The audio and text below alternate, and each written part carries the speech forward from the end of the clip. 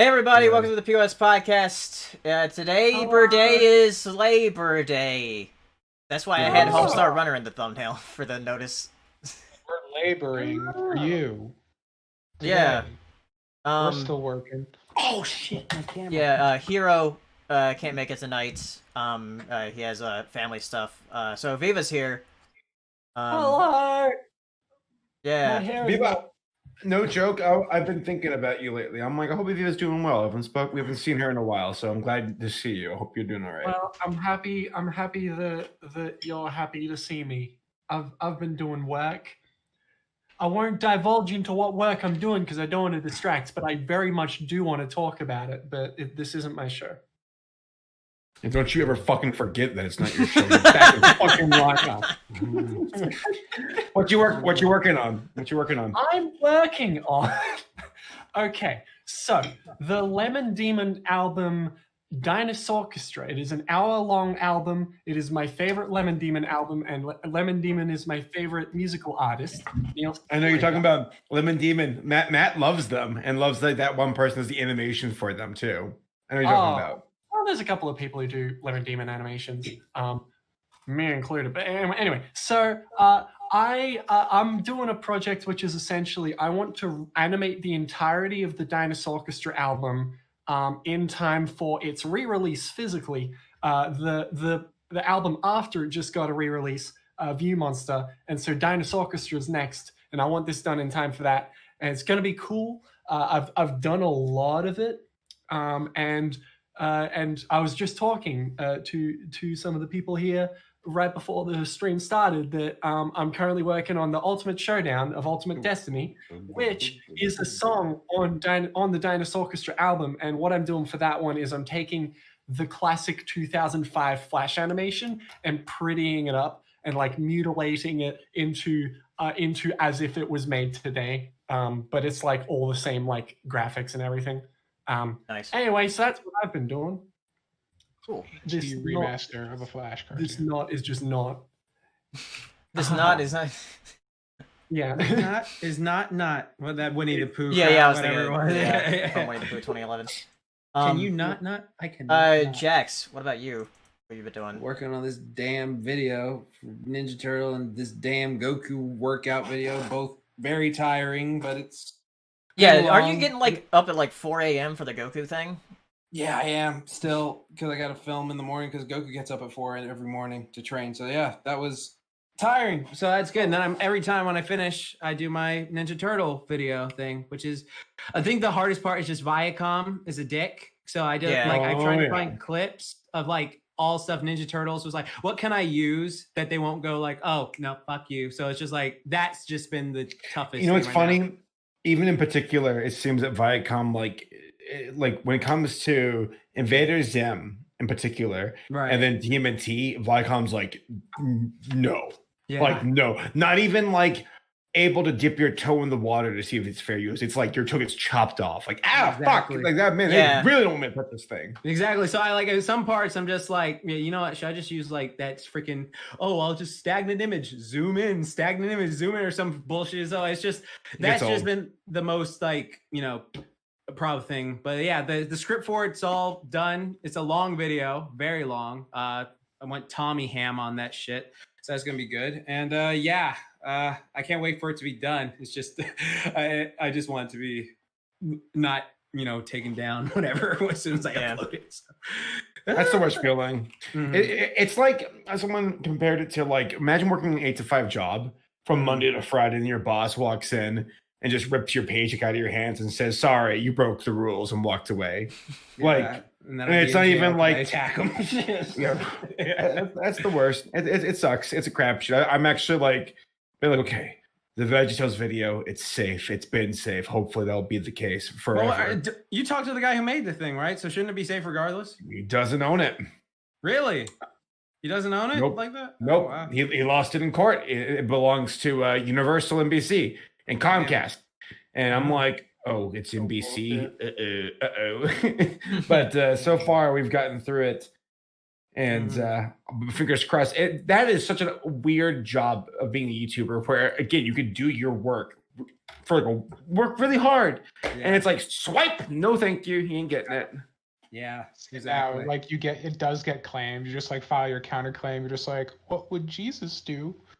You know what's funny is I did a quick vid about Harley Quinn, and Warner was so quick to shoot that down and demonetize the video, or copyright claim it, so they got all the payments. And I feel so fucked over because they copyright claimed it, and then the next day they're like, "Oh shit, we don't want this guy to not promote our content for free, so we'll put the monetization back on." And by that time, the video's views were dead. So all the money they essentially came in, took the money, and then left. And they're like, "Keep the video." I'm like, "No!" Like, this sucks. Man. Incredible that like so many people use YouTube as like their job, and it's completely unregulated, completely just like the Wild West out there, and nobody gives a shit. You know what's funny? I'll say my thing first. YouTube movie reviewer, Your Movie Sucks. What he does is he uploads his review unlisted first and waits to see if anything will pop up, and then like, oh, okay, got a claim, edit, re-upload. Oh, got a claim, edit, re-upload. Okay, now it's good, and he publishes that. That's guarantee. That doesn't guarantee. Because you can do it for the automatic claims, yes. But then there can be the haymaker of the manual review where a company goes, fuck you. And they'll just get you. That happened with my my Simba King Lion review, which is a Italian TV channel or production company made a shitty Lion King ripoff. And they have the audacity to take down my video for copyright. Fuck you. Fuck you. Like, you're obviously ripping off Bambi and Lion King simultaneously. Yeah, I'm the one who went too far. Okay. Right. So yeah, manual review will fuck you over, and you have some companies who will back off. And I mean, listen, all right, I'm glad Warner got that $100. They really need it right now. Totally. I'm sorry for being jealous. Do you guys know what Jim Sterling does when his videos get copyright like that? Do you know what his technique? He hasn't talked about it in a while, but yes, I know what you're talking about. Yeah. He did a whole video on it. I thought it was hilarious. He calls it the copyright deadlock. Whereas, like, when he knows that something, he tests them. And, like, when they get copyright and he can't get around them, he'll purposely put something else in there that gets copyright. So there be multiple companies copyrighting the same video. So nobody gets the money. So they just all keep... Wow. Because if you have multiple companies claiming it, nobody gets paid because like those companies have to figure out how that gets determined. So there's a bunch of videos where he knows that they're going to get copyright. He just uses like this song that like he always knows is going to get copyright struck, and then does a little dance to it at the end, and it just blows the whole thing up because nobody can steal his money. Change the love. Yeah, genius. It's pretty great. If I can't win, nobody can win. Exactly. It's the kind of chaotic energy we need these days. And that goes to show you how like broken the system is too. But I digress. Paleo, what's on the docket today? What's going on? Well, I was going to ask Tom about what he's been doing, but yeah. I've been doing 3D stuff. I released version 2 of my Zoom model. It's delicious. It's beautiful. It's badass as fuck, dude. 10 out of 10. Everybody should go look at it. Y'all should check out his Patreon. No. I didn't say it, so I didn't say it, but you should. I got 60 bonus podcasts. I got tons of behind the scenes stuff. Yeah, chill, cool. Let's do it, dude. But working on I'm a good new friend. game stuff. he really is, guys. Never gonna retweet you. Anyways. Okay. You're saying you have to buy ad space for me in order for me to retweet you. Also important to announce, literally like 15 seconds ago, the second episode of Squadzilla finally makes its debut. After a month. Yeah, a month. We recorded I'm 4 months ago, and they're just sitting in the bin. And so we finally got around to getting it up. So hopefully the next one will be up like next week or something. I've had to cancel so many bonus projects I decided to join up on. Where I'm like, it's COVID, I have free time. And then like July was like, welcome back to life. You got shit to do. And it's like, okay, fuck. So yeah, I can't help with all these collaborative projects. I got to make a video about Veggie Tales. Oh, thanks, bro. Appreciate it. Good to know where you're from. Can we have a close up? Absolutely. Yeah. And we'll talk about what Saber's been doing, because I know like VeggieTales was a big video he released on Friday. Here, I'll make Saber big so you guys can see it. Here, I'll scoot away so y'all can talk to Bob. I saw the last 10 minutes of it, of the premiere. I didn't watch the rest because I was late. Premiere. I love that. Premiere. Oh. What the hell is that? Oh, if you're gonna make fun of my accent, I'll make fun of yours. I'm making fun of your accent. I love the way you say it. That's what I say. That's what you are.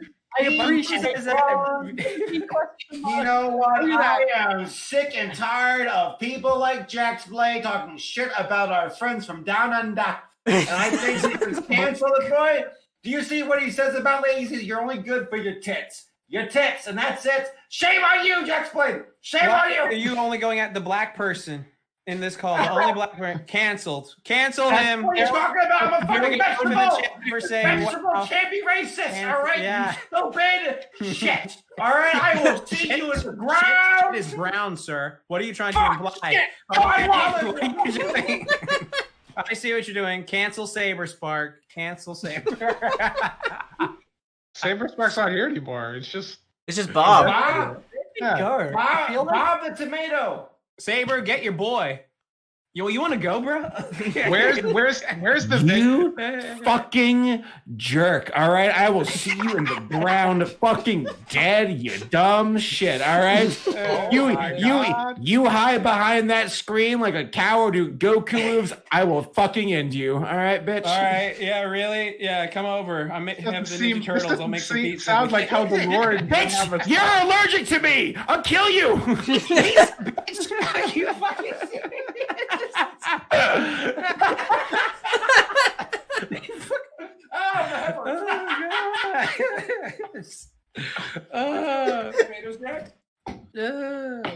Our celebrity guest, everybody, Bob. Yeah. Bob. There we go. When are we gonna get our VeggieTales Killer Bean crossover? Yeah. Yeah, right? I'm hoping for it. I'm hoping for it. Yeah, Saber just had his VeggieTales Ultimate video VeggieTales release. video. Yeah, his longest video yet. An hour and 7 minutes. Nice. I'm sorry, guys. Do you know how many tacos you could eat in an hour and 7 minutes? Shit. It's What crazy. kind of question is that? my $1 million subscriber black. I've got like dance everywhere. What'd you now. just say? What did you just say, Saber? What did I just I heard that, motherfucker. You said black instead of plaque. Yeah, he did. I heard that. You're what? You're what? That's Cancel. Oh shit! No. You're $1 million. What? Yeah. What? All right.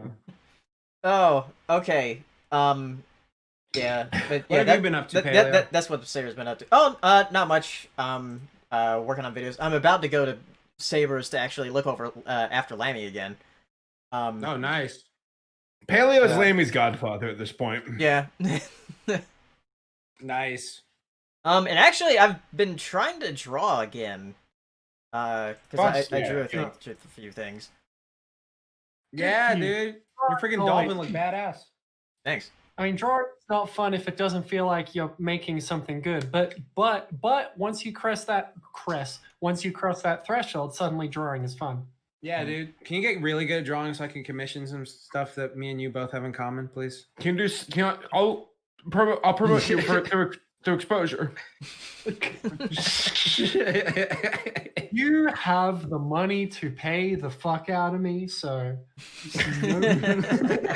I'll pay you in Subway gift cards. No, it's cool, Paleo. Because I saw some of the old school things you drew. You posted on Twitter. So I used to draw a lot in high school. You're a fan of crustaceans? What they called again? Cetaceans. It's a citation. Yeah, they're not as crusty. Shut up. I always thought it was pronounced like Cetacean. Right? Mm-hmm. No. Hey, Leo, why do scientists make words so hard? But they're not. Yeah, Like, they are. It's just like the Latin pronunciation of different things. Why is it? How do they get Why- their names? Who named Why do they them gotta that? sniff their own farts like that and be like, we're gonna name everything based off of Latin just so we can speak our own little It's made-up fancy. language? It's fancy. It has to be a status thing. It's like It's supposed I to be heard somebody- universal. I can just see the scientists now Latin's just a different sitting with their wine pinky out. Yes, let's call this one based off some crazy Latin word. The peasants will never be able to The pronounce it. modern day equivalent of that is giving an upper class person a British accent. Exactly like If you have a GED, you would never be able to pronounce any of these things when naming. Is that what's happening, Tom, in Wall Street? People are speaking Latin, so us poors can't keep up with them.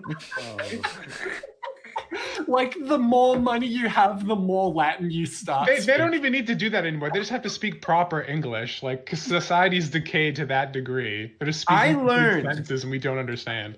That apparently, because there's a question I read about how when did the American accent develop and differentiate from the British accent, and apparently the American accent actually was what like the founding fathers used, and that the British accent was this is a sign of status. So everybody spoke like this. So the American accent is actually more accurate to what British people sounded like before the colonies happened. Australians are a bunch of posh. Australia's like a perversion of the British accent. So we're like 2 levels. You know what would happen when a bunch of posh criminals were sent to an island to die? And they're like, they lived? What the fuck? We sent them to this hellscape nightmare island and they lived? Sire, it's worse than that. They've become a sovereign nation. Oh my god. They befriended the kangaroos. It's impossible, but it happened.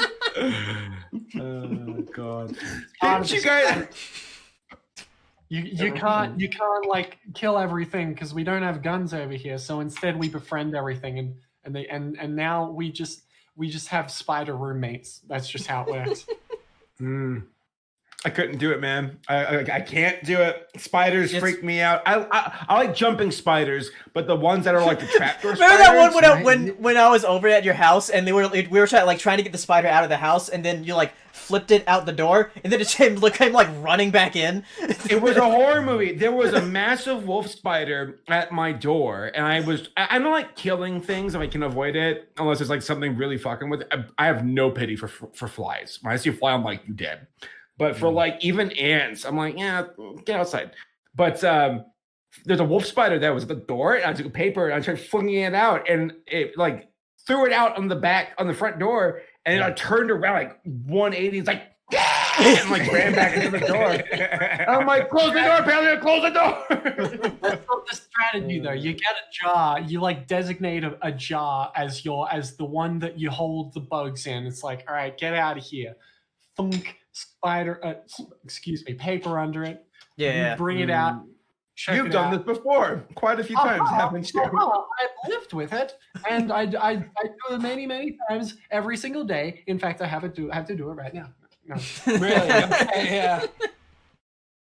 All right. So Viva, do you just ever? Oh no, never mind. That'll go on to a whole nother tangent. Yeah. Paleo, get started. So let's go on to some reviews of stuff. We can't talk about everything because I don't think we've seen all this. But I think most of us have seen Aggretsuko season What's 3. Aggretsuko? Aggretsuko. I have. It's on my to-do list, on my watch list. I haven't seen like an episode. I think I saw like shorts of it before it got a TV show. Oh yeah. Me and Hero watched the shorts before the Yeah, they're the show. hipsters. Yeah. They got to pull that card. We knew about it before it was popular. Yeah. And then I saw the shorts first as well. I just haven't seen the TV show. There Yeah, you go. the show's really good. Still right here. You can be one of those people like where you're like, oh no, the shorts are far superior to this bullshit. They just demonized everything. I can't even pretend that they are because like the show's like so good. Well, are we going to talk about it or? Yeah. Spoilers? We'll talk about it. Well, It- let's not yeah. do any spoilers at the moment, but I'll have something ready for that. Okay, I'll, like, look. I'll just be like, bye, and then you talk about how, whoa, did you see the Fox character dies or whatever the fuck happened? Yeah, I just went all B stars in the last 3 Dude, episodes. there was a ton of character deaths this season I was not expecting. It was pretty No, hard. right? Freaking Attack on Titan ass. It was just, But yeah, Inui deserves everything. I love that woman. She's perfect. Yeah. Yeah. To avoid, She's very cute. to avoid spoilers, this season definitely was like focused on Retsuko, of course, and finding purpose with their life through not guys. And then also like Haida being a pretty relevant character in all of this, which was surprising. I guess with the introduction of new characters, like with Gori and Washimi, I'm like, okay, I wonder what they're gonna do this season. And it's like, they took Miller back seat. That's fine. Same with Tome. But all in all, though, the new characters they introduced, I liked them, and it makes me wonder what they're gonna do next. Because at this point, I'm like, that was I thought that actually was going to be the end of the series at the very end, but then they kind of left it ambiguous with like what's next. So I'm like, okay, we'll see.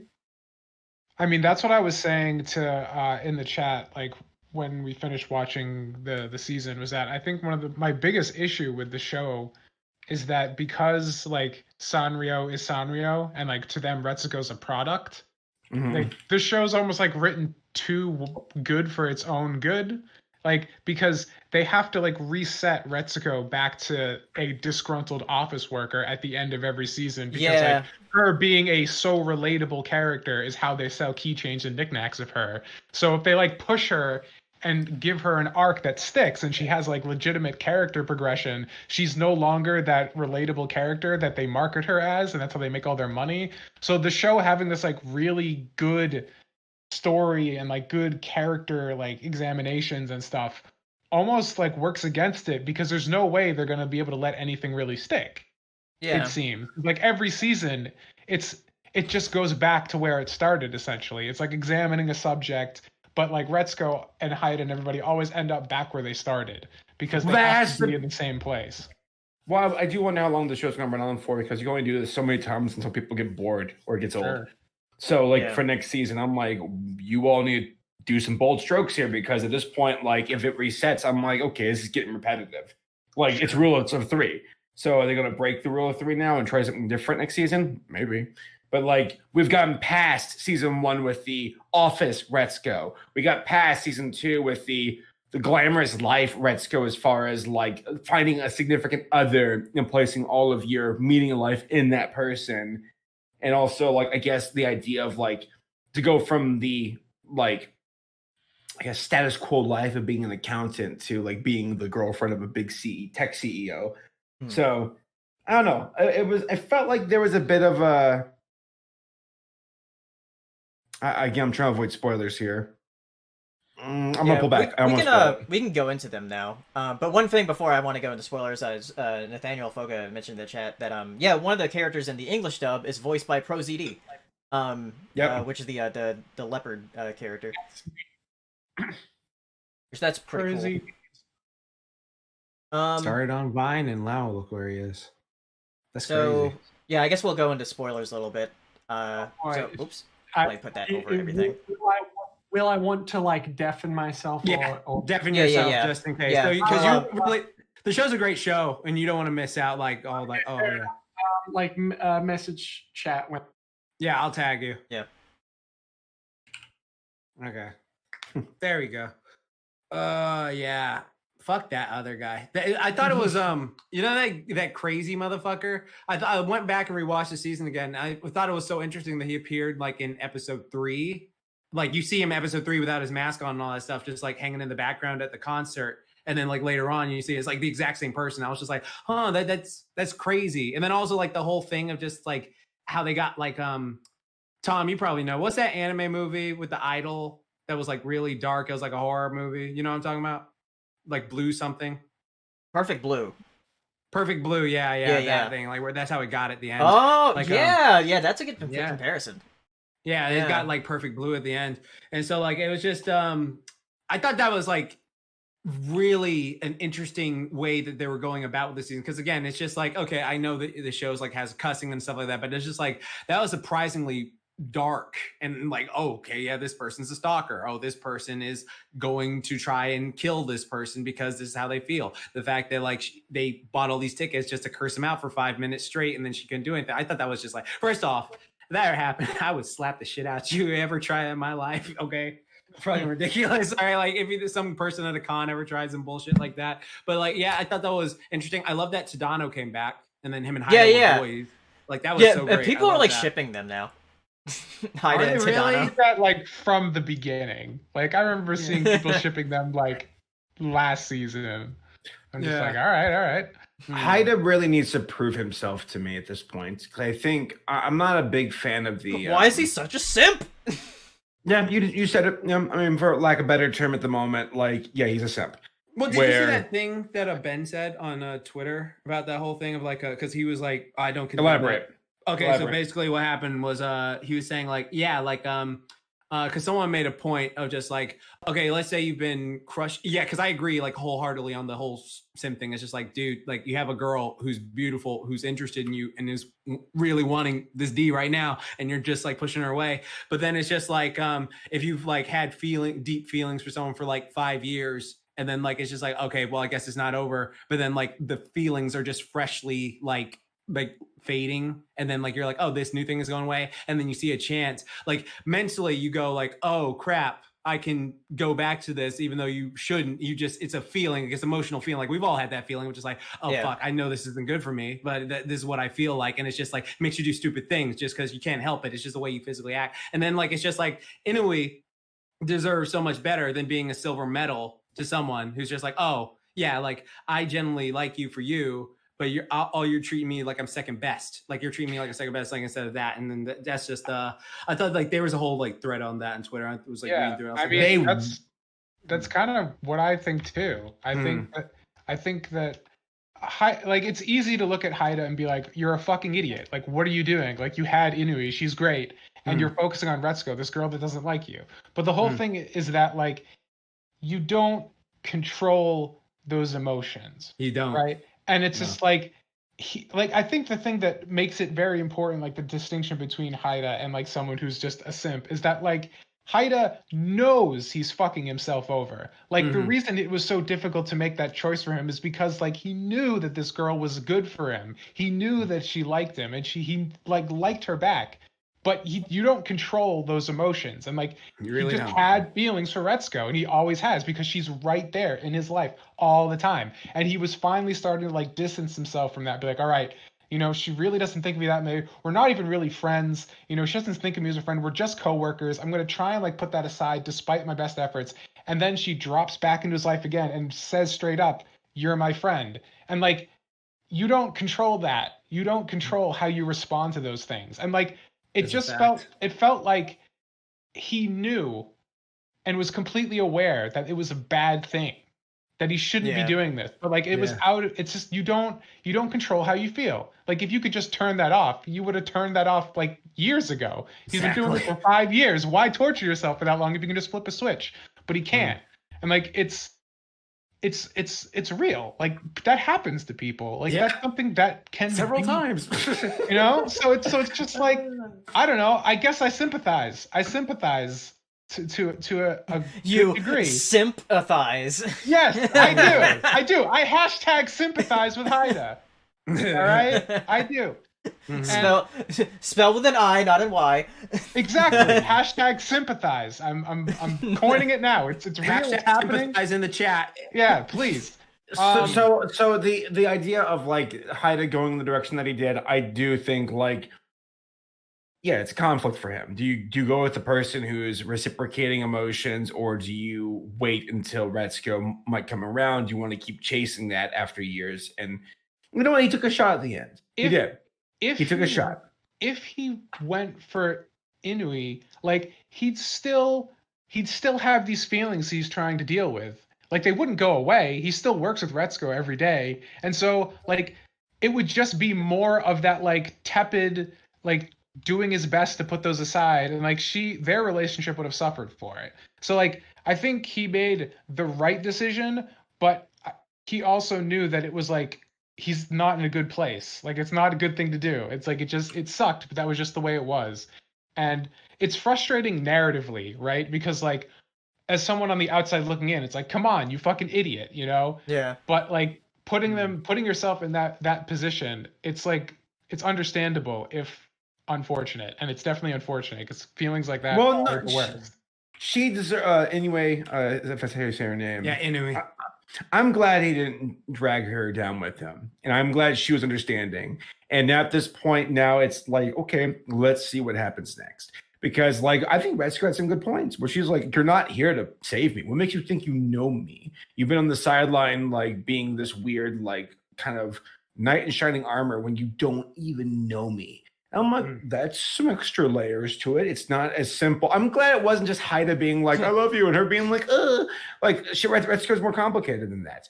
So, and I'll be real. Like, I mean, it sounds like she needs to figure herself out first before she is with Haida. Like when like she says like stuff like, "You don't even know it." He's like, "Bitch, you don't even know yourself." Yeah. No, but at least she knows now that Haida isn't afraid to talk to her, that he's revealing his emotions, and he's like, let's see what happens next. Maybe Haida, his infatuation and that he made it apparent that he likes her now will serve into the next season. It has to. If not, then I get with fucking Fenneco. Fenneco be better for him. I'm just gonna say it. I think Fenneco. No. I do. Yeah. Fenneco's. She seemed like she's a friend for Haida, not a girlfriend. I feel like she's always there caring for him, always there like, "Hey, why are you on the floor like passed out drunk? Oh my God, why are you doing this all this time?" Like always there, like just showing the support. So I think that would be honestly, like I know that's a hot take, but I don't get that is one of those ones I'm like, yeah, try. Did you see that one person who made the Retsuko plushes and stuff is like, well, they can't sell them because Sanrio, but I'm like, man, those look so good. Yeah. I want one. I want the Fenneco one. Mm-hmm.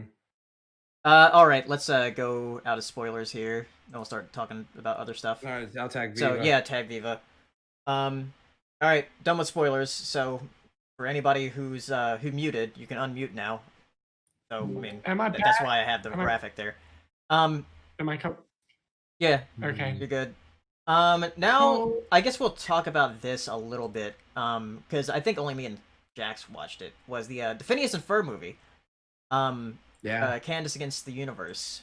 And yeah, I was surprised after me and Jax watched it because I saw a lot of people that were just kind of underwhelmed by it. And I'm like, okay. I mean, it just seemed like an elongated episode of the show to me.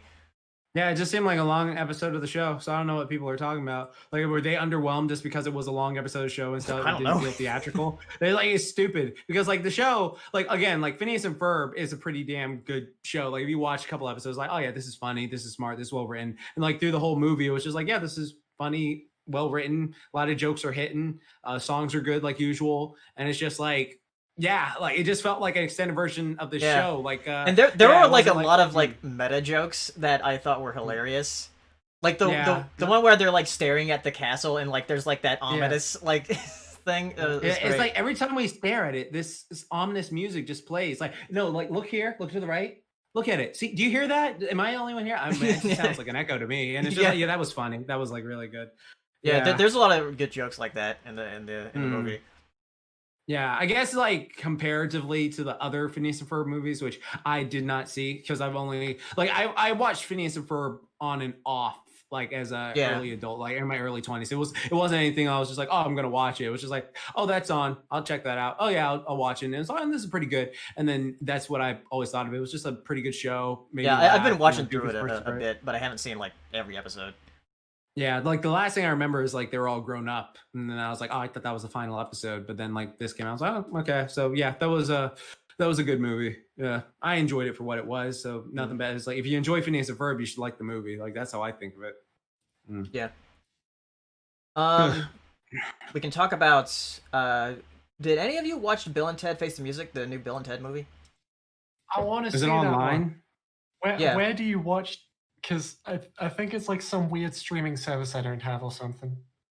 I think it's just digital. Yeah. Because I do want to see it. I watched and enjoyed both the other ones, and I want and it's like I feel like there's a chance that it could be like a Blues Brothers 2000, but I'm hearing good things. Yeah. Yeah, I've heard that apparently Keanu Reeves. I watched the Red Letter Media review of it. I haven't seen the film yet, so take that for what it's worth. But they're like, it's interesting how Keanu Reeves was like the whoa guy back in the day, and they were saying how like since he's gone on with his career and he's The Matrix, John Wick, with Neo and John Wick, and now serious. But now they're like, it's hard for him to come back to the whoa guy. You hear him talking, it's like it doesn't feel the same. But that's their opinion. I haven't seen it yet, so I can't make form an opinion. Did any of you bother to see Mulan? Fuck that. What clown would pay $30 to pay that? What clown would watch that bullshit when you got the Disney animated one? Yeah, that's classic. Yeah, no, I ain't watching that bullshit. I've just heard a bunch of just shit about it regardless. So I'm just like, like I'm not interested in it all. I'm sorry, Ryan. I haven't seen any of the Jim Henson stuff. That Earth to Ned show does look pretty interesting though. Where it's like kind of like a talk show type thing. I've seen like the first episode of Muppets Now, but that's about it. And then season 2 of The Boys. On Friday, the first 3 episodes came out. I thought they were going to just drop the whole season, but I guess they're doing a delayed release thing. That's smart because people are downloading it on Amazon because of that. They're like, oh, screw the show. It's not all out at the same time, so downvote. Yeah, they're stupid. Yeah, that's basically what it happened, is just the fact that like they didn't drop it all at the same time, like last year where they did it. They're just like, oh, this is bullshit. I can't believe you're making us like do it, because probably like a lot of them just got those like weekly subscriptions where they just like, you watch for a week, then you unsubscribe or some shit like that. But it's just like, no, like the show's a great show. Like what's great about the show too is like, because I remember a while ago, like a long time ago, like when it first came out, like I read through the comic book, and then like, thankfully I barely remember a lot of it. So like when I watched the show, I was like, oh, okay, this is cool. Like they're taking little things. And what's cool about it is it's not like a direct, like translation of the comic book. It's like more of an interpretation, like they're going their own way. So I really like that. It's not just like, oh, well, I'm expecting this. Like there are a couple things where I'm just like, I wonder if this will play into account later on. But I'm like, okay, they changed that here, so they'll probably change that there. But like, yeah, for the most part, really love The Boys. Great show. I love it. Really makes all the freaking it's a damn shame for Superman though. Every time, like, my poor himbo cinnamon roll. Like every time, it's just like Homelander had to just go fuck that shit up. And the thing about Homelander is like, what? I don't understand. What do you mean? How is it related to Superman exactly? Okay, so you know how Superman is all dark and edgy now, quote unquote, and they keep spamming it. Like they can literally keep spamming. Like in the freaking Suicide Squad game, like they're doing the evil Superman thing again, even though he's like brainwashed. Really? Yeah. So they've done the evil Superman thing so much. They've done it like edgy Superman so much where he's angry that people forget that, oh, he's actually a kind, humble, cinnamon roll himbo of a character, and he's just like generally a good person. So people are always just like, oh, he's boring, he's too, and then like me and Tom will go off on people who say he's boring. Like if anyone says Superman's boring, you need to watch Superman the animated series, Bruce Timm's animated series, because that is like one of the best interpretations ever of Superman. But like with Homelander being out, he's just a great version of an evil Superman, and it's just seeing him do all this stuff where it's just like, oh dude, that's so fucking brutal. I love it. Yeah, I'm so glad. I think Homelander is one of the most well executed, unhinged characters I've seen in a while. Because like you can just see it in his face. Great acting. I don't know the name of the actor, but just the way his facial movements, his eyes and everything, it's like this guy's about to lose it. He's like that close from snapping and just killing everybody. But you see like how he's like a child. Yeah, he's a child. Exactly. He's a child who's a god. And like the things were it's interesting where, because going into the season, I'm like, oh, he's just gonna go crazy, which maybe they're working towards. But him being like my son, or trying to preserve like the way people look at him, he almost seems like he's buying into his own brand of bullshit. Exactly, because he's he is. Love you. Yeah, because like there's that whole scene where he's just like, love you, and it's just like, I love you too. He doesn't know what that means. He doesn't know what that feels like. He's just like, oh, I'm just saying that because that's what people say to each other. That's what people say to each other. favorite scene in the entire show so far, funny enough, was during the recap at the start, where they're going over the intro, like what happened last season. They're like Huey and Butcher and Homelander, and then there's just one quick scene of Noir just sitting at the desk, and that was it. And I fucking lost it. It's like, and Noir just like looking up and Did y'all see that little in-between seasons clip of Homelander when he was a kid? No.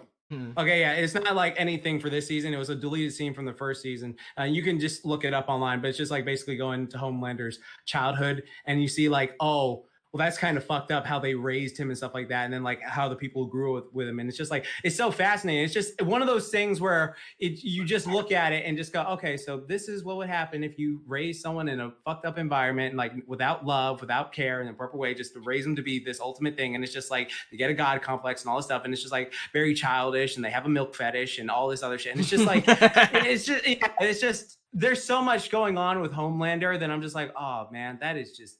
It's horrifying to see, and it's just like, oh, that like the nicer he is, the scarier he is. Like it's just like, oh, okay, like, oh my god, come here. Like, what are you talking about? Oh, that's pretty cool. But what if I do that? And it's just like, wow, you're just. But he acts tough though. But again, like his major weakness is that he's a child. No, exactly. That's his major weakness.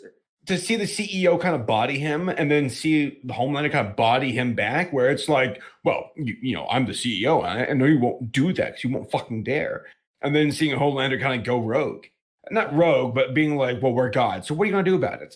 And then like the entire thing of his kid and how he actually cares about his kid. It's all good. I'm really into it. The good character. I feel like Huey's kind of taking a backseat this season so far. And I'm like, But Homelander's the main event. He commands the screen when he's on it. And also the main actor for the CEO of VOT, I forget his name, but he's fucking good. His voice is like a more serious Morgan Freeman. Yeah, he's good. Wait, isn't that the same guy who's like the Sith from Mandalorian? Yep. Yeah. That's what I thought. Yep. Because he looked familiar. He's also Gus from Breaking Bad. That he's Gus really? from everything. Yeah, it's literally every time you see that guy, it's Gus. It's just Gus Fring from Breaking Bad. He's even wearing the same glasses, and when he talks to him, it's just like, yeah, this is such a Gus Fring thing to say from Breaking Bad. So it's just like when he's talking, like, because the thing about Homelander is like he doesn't love people, like because the actor had this whole interview, and I was watching, and he was talking about like how Homelander he doesn't love people, but he like he trusts people. There are certain people he trusts, and then like if you break his trust, he'll be like, fuck you. No, I'm just lose his shit. So like that's the thing, and it's just like. It was freaking I love that show. I love it so much. It's so good. Yeah, it's gonna be fun. I'm interested to see what Stormfront would do, because like in the first 2 episodes, she's interesting. Yeah, in the first 2 episodes, it's like, oh, she seems to be, you know, kind of like on Starlight's side, and then the 3rd episode is like, what the fuck? Yeah, fuck she seems like she is the same kind of brand of Homelander. Doesn't tolerate the bullshit, but also conducts in her own brand of bullshit, where it's like, oh, I'm not a hero. I will kill people in cold blood. What you gonna do about it? But I also know how to play the game as well, where Homelander seems a bit more apprehensive to it all because he's worried about his people, how they view him. Yeah, it seems like Stormfront's a bit like, what are you gonna do? I don't care. She can turn it on and off, like, oh, hi, the camera. Okay, what the fuck's going on, kind of thing. So I dig that. It's a new element to add in. And see how, like, the fact that she did what she did to Homelander and he didn't react violently, it's like, okay, new player 2's arrived. So yeah, let's see what happens. The end.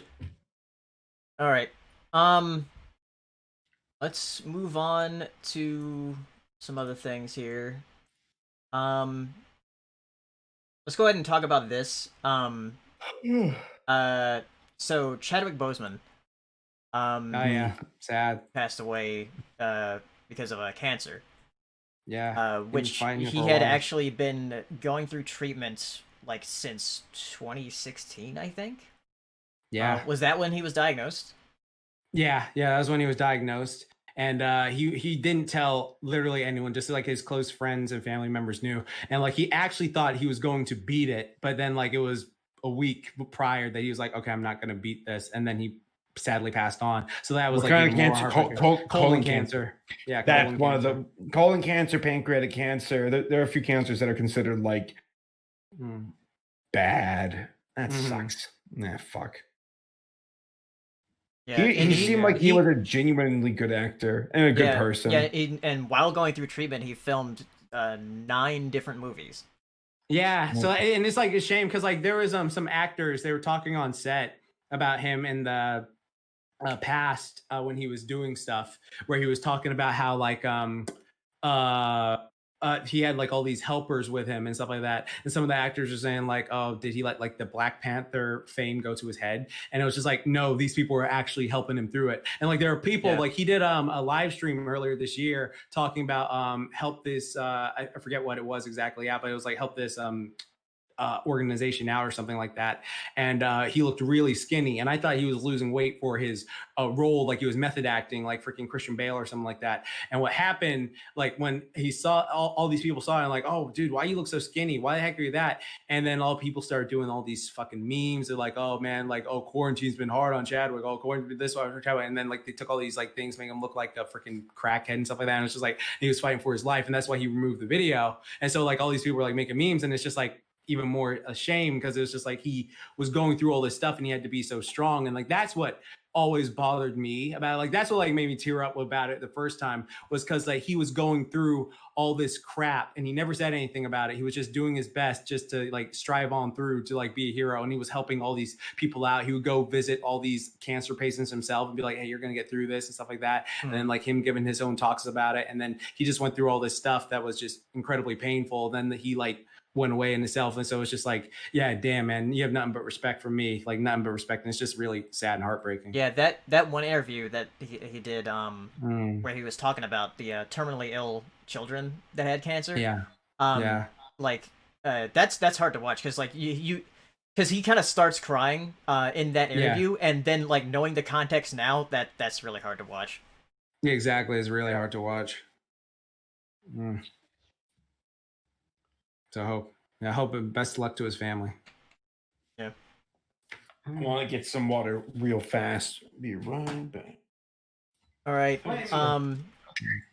Another thing that happened was the co-creator of Scooby-Doo, Joe Ruby, died. He was 87. How old was he? 87. Okay, yeah. I mean, I'm trying to be like, oh, but yeah, like that's one of the we're gonna be starting to lose a lot of like legends in animation soon. Yeah, sadly. For like franchises that are like that old. Yeah. I had no idea he was even still alive. So like did he like just go of old age, he said? I didn't check to let's see what he died from. Probably pneumonia or something. I'm not trying to be like, oh, that's what it was, just probably guessing. Died of natural causes, so natural causes, yeah. So old age. Yeah.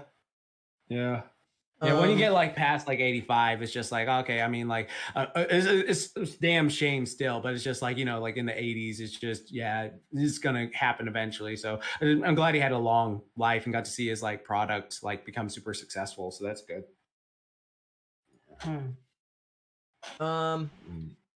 Let's see. This was just announced today. Venture Brothers. It's canceled. Yeah. And they were working on season 8. Yeah, I think what's so weird about that to me is that like Venture Brothers has literally been going on since like we were in middle school. Yeah, like, it came out 2003. Yeah, exactly. So it's just been going on for such a long time. And the thing is, like, it's such a great show, and like it's such a good show that you can like watch it. And so I wonder if it had to do with the fact that there was just these insanely large gaps of time between seasons, and that's why, because it took them like so long to do the seasons. Yeah, but like the bonus of that made the episodes like infinitely rewatchable. Like you can rewatch any episode and it's like, oh, that still holds up, that's still really good, that's still really well written, that's well animated and stuff like that. So I don't know, I that's my headcanon at the point, was just like, oh, it's just taking too long to get the stuff out or something like that. And it's only like, I think a couple people were working on it, I'm not sure, but yeah. That is a pretty crazy release schedule. Like I typically side with the artist, but for a company like I forget who exactly owns Adult Swim, but still, it's a bit much to be like, y'all gonna release something this year, or are we still just waiting? So, maybe doesn't Warner Brothers own everything this Cartoon Network? Probably. I don't know who else would. If not, then it's some licensing stuff. So Warner Media owns all that stuff. Yeah, maybe the costs don't justify the revenue. So I don't know. But yeah, that's unfortunate because like they were working on season 8, so yeah. Apparently, season 7 ended with a cliffhanger, so that's even more of a fuck. Yeah. Yeah. So I guess you'll have to go back to like season 4. Yeah. Maybe they can try to get it revived at some point, but or have a movie. I'm not sure if like enough people like care about Venture Brothers to have that happen. Yeah, that's a shame of like having those large gaps as people tend to forget about. Like with Rick and Morty, like what was the largest gap with Rick and Morty? Like 2 years? 2 years or something like that. Yeah. So like it's just like having just like I think there was like one time it was like 4 or 5 years between the season. And it was just like, yeah, that's a long time, dude. Yeah. So yeah. Speaking of Adult Swim, Primal is returning October 4th with the the rest of season 1, and there is a confirmed season 2. Yeah. Really? Yeah. That's awesome. I did not know that. It's good to know. I love that show. It's great. I know that there's a weird mix up with like that Sauropod episode on April Fools. Yeah, that's episode 7 apparently. Yeah, they fucked up. That was a bit of a spoiler. Even if I'm not sure if it's deliberate or not, but like, well, no, it's because the way they do it is like Adult Swim every fucking April Fools they'll put something out there. Like I remember that one year they started playing the freaking Rick and Morty. Yeah, season 3 pilot of the season 3 premiere of Rick and Morty, and like yeah, I remember you were tweeting about it, and like me and Saber were at a con, and we were like on Twitter is like, wait.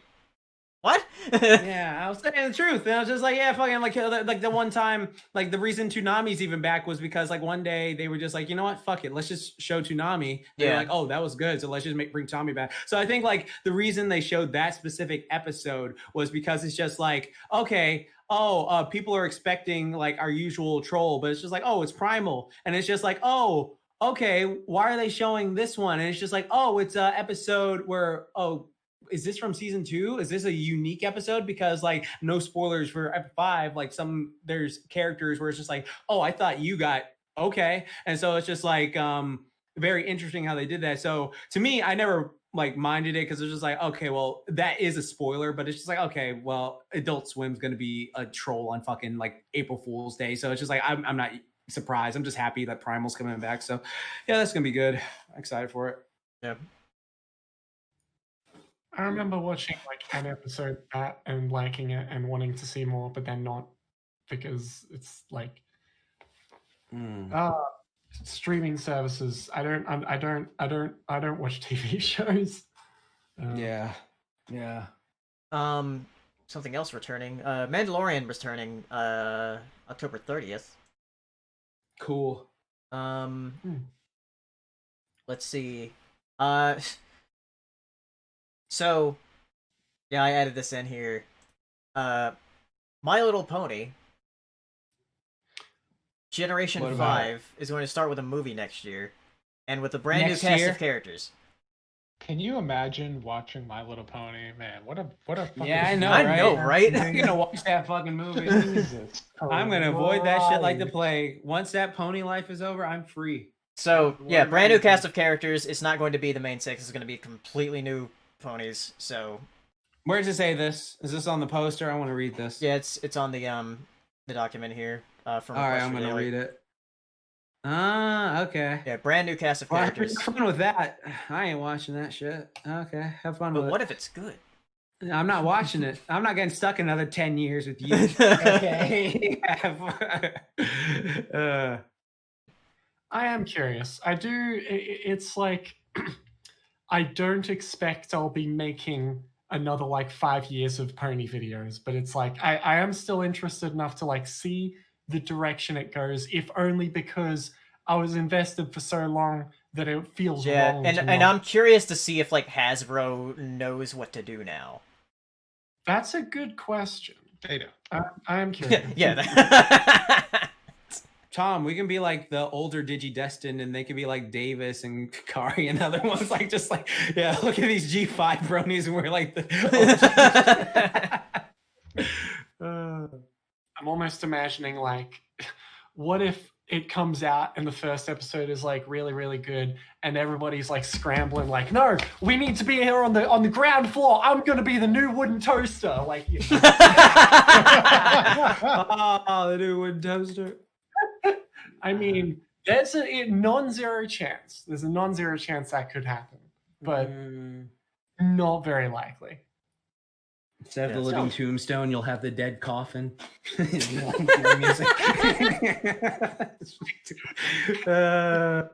We all laugh, but watch these Zoomers just take us for a ride. Instead of Saber Spark, it'll be Light Boom.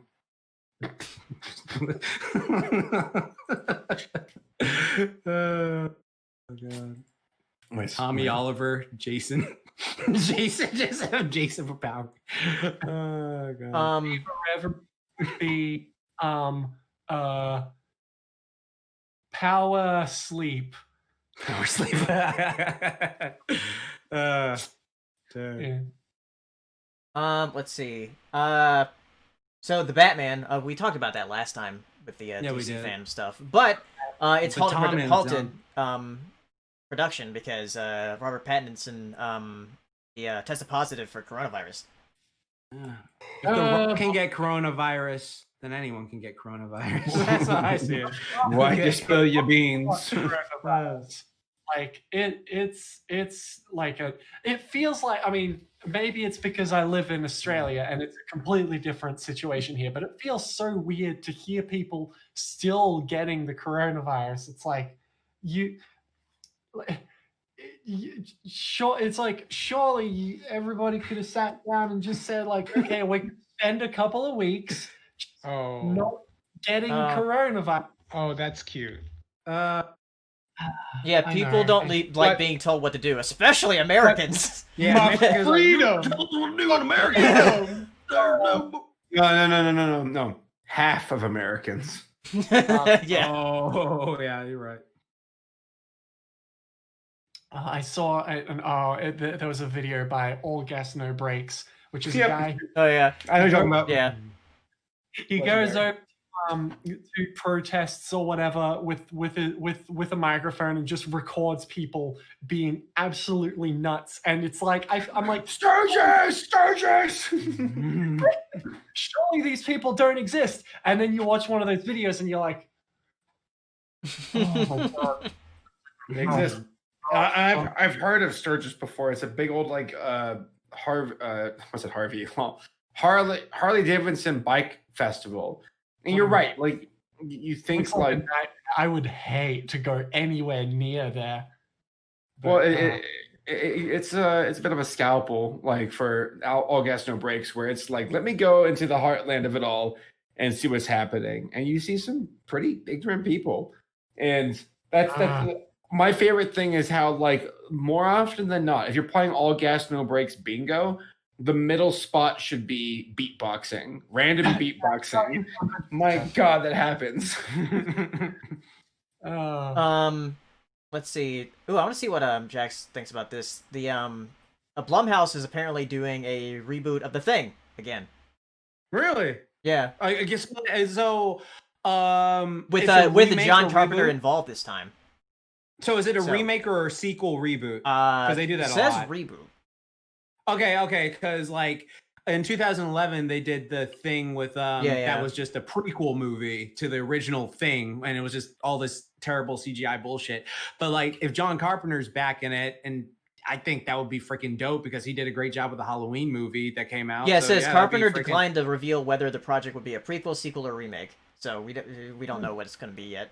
But maybe one of those soft reboot sequels that they keep spamming these days. Like, you know how like freaking like Halloween, like freaking Halloween 1978, then Halloween 2018, and it's just freaking sequel. And then like of course there's Candyman, where like they're doing the original one from the 90s, and they did a soft horror, the sequel. Basically, they ignore the other sequels. It might be one of those things where they're ignoring the other sequels, or like just ignore that 2011 one, or just maybe have it be its own thing. Haha. But like, just I don't know, like how they want to do it. Like that'd be very interesting though. I'm really curious if they're gonna, because the original still holds up tremendously. So I'm really curious what they're gonna do with that.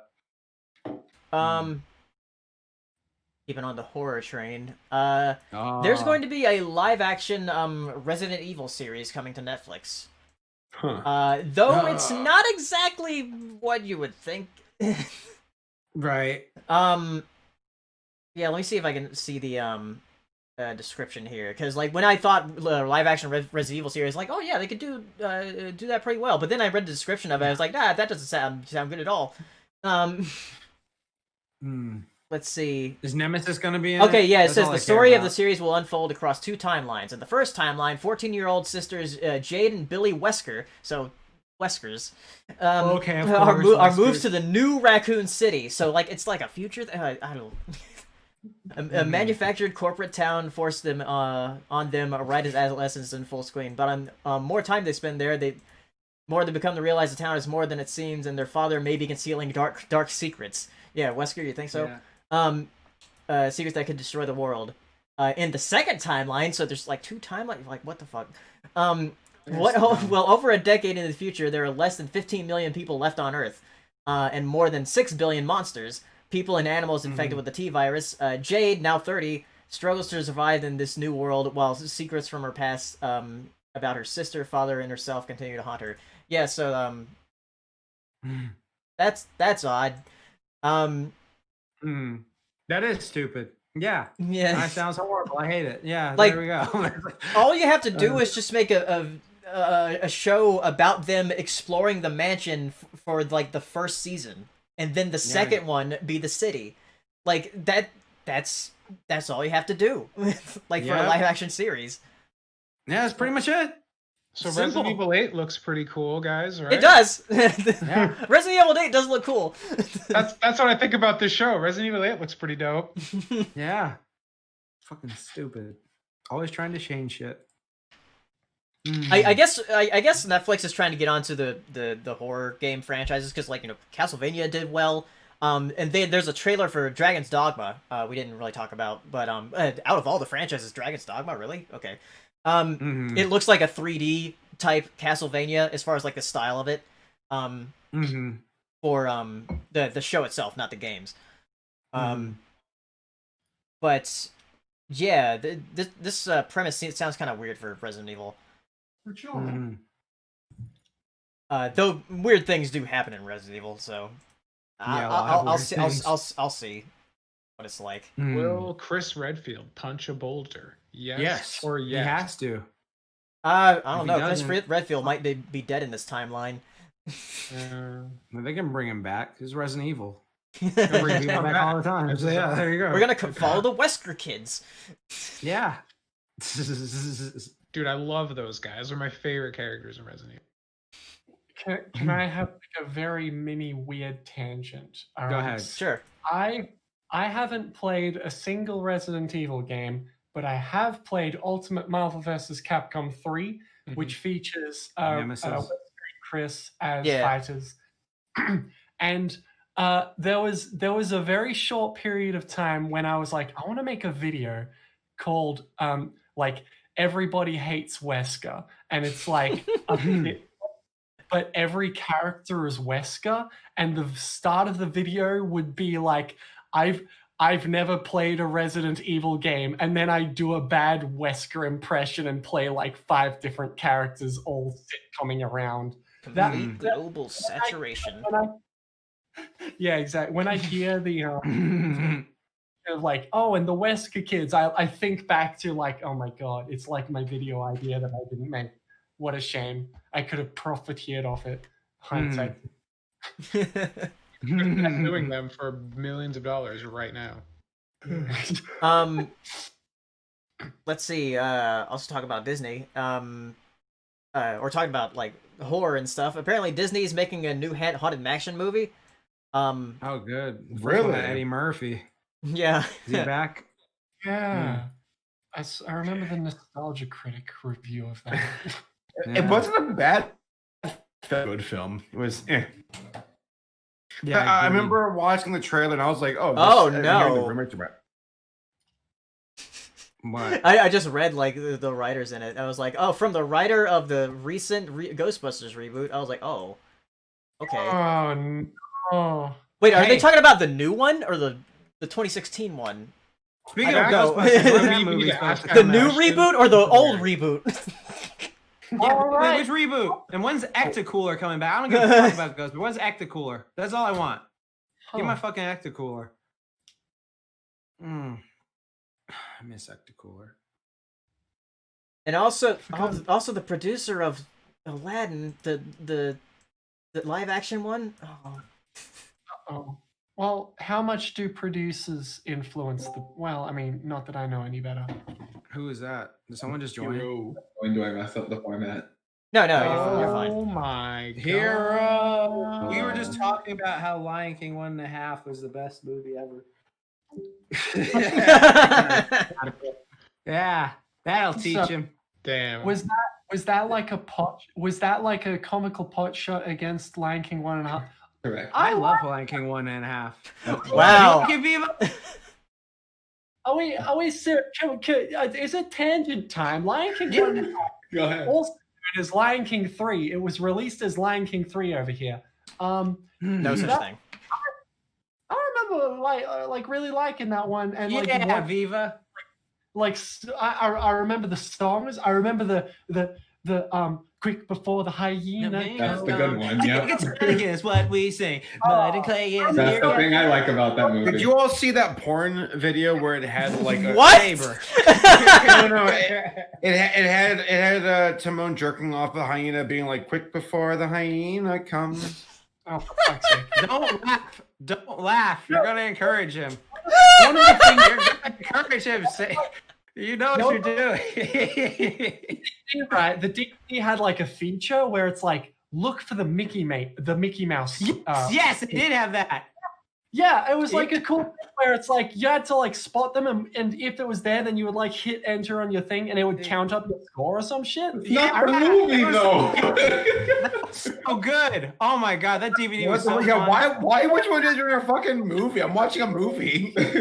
Because Why you to watch play the a movies, game? it gives you rewatchable value. You can play a game.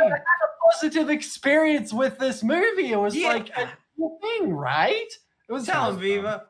Yeah. They had like the worst Yeah. movie ever, but they attached The Witcher 3 to it. Like, okay, this movie's still bad. Hey, Like they integrate it, and it's like looking through it in a new, different way. And I think that's cool. Shut the fuck Yeah. up. I mean, when you think about it, it's a great feature. It's a way of having you not pay attention to the movie. You're looking for something else, for anything but the movie. Watching the movie multiple times, which then gets you to appreciate. You guys keep debating. I'm gonna go pee. Sounds No, like don't some leave me here. Sounds like some Stockholm syndrome to me. yeah, hero. I don't understand where the animosity is coming from. The worst thing that it does is like Make that fart scene where all the Play animals faint and the they're That just is like, definitely yo. the worst part of it, yes. That was the only part that I groaned at as a 13-year-old boy. That was just like, oh, really? That was a powerful moment in the original. it is. I do really like the Back to the Future 2-ish stuff where it's like, hey, this is happening concurrently with something in the previous movie. Yeah, I And do we're love seeing that. a different angle of it. I think that's like really cool, and not enough movies do that. I do like, because I'm not gonna just sit here and pretend like I hate the whole thing. I just dislike most of it. I do, though, really do like the Quick Before the Hyena Comes song. The song is really good. Best part of the movie is that song. Also, Timon's mother has a cute Marge voice. Simpson. That's That's my hero, Sashi. Come here. Oh my god. I think there is Oh, an this argument. year. You didn't have to join the call, but you I did. know, here I am. There is also the argument to be made that like having a movie be about different movies, like comic relief. That's what Cars 2 did, and like I can definitely see that being like, oh geez, do we have to do that? Okay. Oh, But I geez. being a good time. Will I rewatch it anytime soon? I've got a lot of other things to watch first, so maybe not. But I do remember having a good time with it. I will defend Lion King 3, aka 1.5. I will not defend Lion King 3. I will be Also, by your side. What is the thing? Oh, okay, let's come back. Quick, what's the picture behind you on your wall? What is it? Me? No, Viva. Okay, back. I can't make it out. It's like red and green and blue. It's like, that's Boots. From Dora the Explorer? From Dora? No, the object. Oh yeah, I see it. They're boots. The Boots. I can't see in these blue light I don't wanna glasses. because I feel like the I can see it now, yeah. But essentially, I have been zoomed in. Essentially, it's like The object. class in primary school, and we were given a subject. I assume the equivalent for like proper prissy art schools is you would draw a naked person, but we had boots. We were in primary school. No, that freaking monkey. What I did is I took every single like contour and I said, okay, this color goes in here, and I chose as many different colors as I could. It's crayons, and for some reason, I was an idiot. I shouldn't have done this. The biggest that you can see is peach colored, and I regret doing that every goddamn crown on. I was like, and this will be peach. Yeah, but that'll make it the most visible thing, and that's such like a boring color compared to the other options I had. It was like a dark blue. That could have been a dark blue boot, but it wasn't. Instead, the inside of the peach was dark blue. I love that bit. Anyway, Dora the Explorer? No, the object.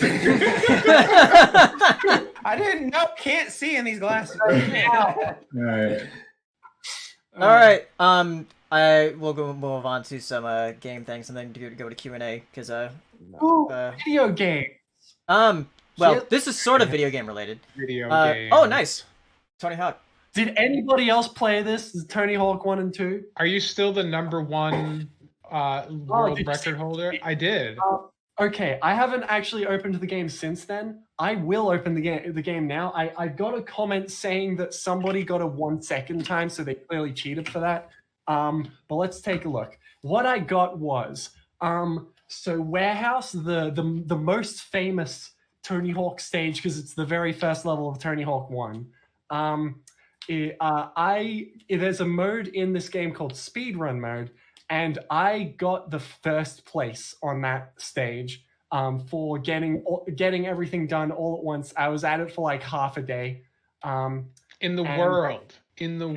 Well, I was number one. It's on a Twitter video. To check out my Twitter and scroll down a bit at Viva Reverie. But let me go into that mode again. I got a message saying GG's. Cool. Thank you, whoever that was who GG'd me. I'm sorry, I'm open now. I'm just, you know what I'll do? I'll just do. I think the only way. See, that you thought it was like a compliment, but the GG actually means get good. They beat your record and they sent you that message. Oh no. Get good, scrub. Okay. They're throwing down the gauntlet. I have to finish a run in order to be able to see whether or not I. Don't worry, I'm very quick at this. So I suppose the world record holder would be. Yeah. I had to do a bunch of restarts though, so.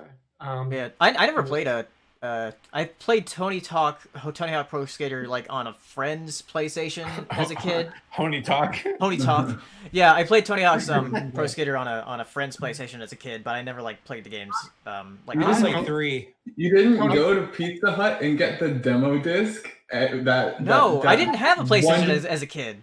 Wonderful. There were no disc. demo cartridges for N64. It's never got the jam pack with it on it. No, okay. I love this series. I've played all the good ones many times. My favorite is Underground 2. And like it's very versatile. You can do so many cool things, and like then some games just get completely goofy and like it just like when you had Darth Maul in the game.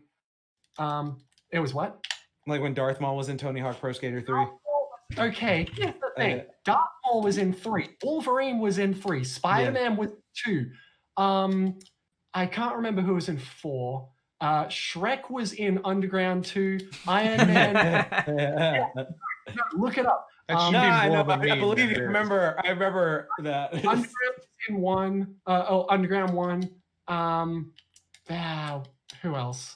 Those are like the big ones. Okay, let's see if I've got the score. Oh, I'm up top. Okay. There's a second place that's half a second behind me. In my Twitter video, I was 4 seconds ahead of everybody. People must have either gotten better or watched my video as a tutorial. But I am still first place, and that one person who said that somebody hacked to get you know what? Who wants? Yeah, who like wants yeah, to go you can just be lying to us. Yeah, I don't know if I believe you. Pixar didn't happen. Oh yeah, here it is. Yep. There it is. Damn. Green T Link is my PSN name. There I am up top. Dang. 27.062, and then She killed him. 27 point. Who cares?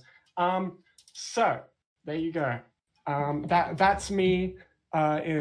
Being a very good video game. No, I've always loved the series, and well, until it got bad. The good news is that this is like a return to form, and it's actually good. It's And weird I'm how like Activision has been like doing that with some of their older franchises, like because with with Crash and Spyro with the remakes and like Crash 4 coming out soon.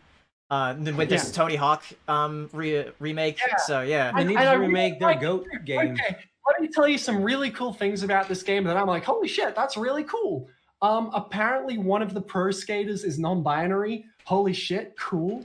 Apparently, I haven't played with the custom skater feature, but like, there's no gender options. It's all just like you have a thing, and you real fast guys. like very gender identity like. So it's like Animal Crossing. Yeah, like Animal Crossing, exactly. And there's also so one of the skateboard moves was called the mute, which was named after after like a somebody with like hearing problems. Yeah, he was actually deaf, not mute. Yeah, exactly. And this guy invented the move. But like everybody called it, oh, it's the mute, because the mute keeps doing this move or invented this move. To respect him, instead of calling the move the mute in this game, despite it being called the mute the entire series, they renamed it to like that guy's surname. I don't remember what it was, but it's like, that's so cool. That's like, what the, like, wow. Very, very nice. Like it not only is it a good game that's a return to form, but it's also like feel good as well, where it's like the people who are behind it give enough of a shit to do this kind of stuff. And that's like, wow, you don't see that every day. Good job, Tony Hawk devs. Good game. And my one complaint is that it's too short, but that's because I'm really good at it. So maybe I'm to like judge it. Anyway, that was a tangent. Tony Hawk Pro Skater 1 and 2 remake is good. I hope they remake others. That would be nice. Yeah. Speaking of remakes, let's talk about the Mario Direct. The Mario Direct. Oh boy. Baby, oh, baby. So if it's hot. The Mario Direct is so yeah, what that happened in that? There were a lot of things. That happened. Oh yeah, there's a lot of things. So I'll go over them. The first thing was the Game & Watch thing that they showed, which that was a weird thing to start with. I guess they wanted to start with something where it's like, oh yeah, this is the original Mario Brothers, and now they're putting it on a Game & Watch with the lost levels and a clock and a little ball game. It's like a little novelty thing. It's like selling for like $50. I'm into it. I'm like, I don't know if I'll pick one up unless I see it on a shelf, but I'm into it. Like, it's very novel. Yeah. Whether or not like regularly is a very different question.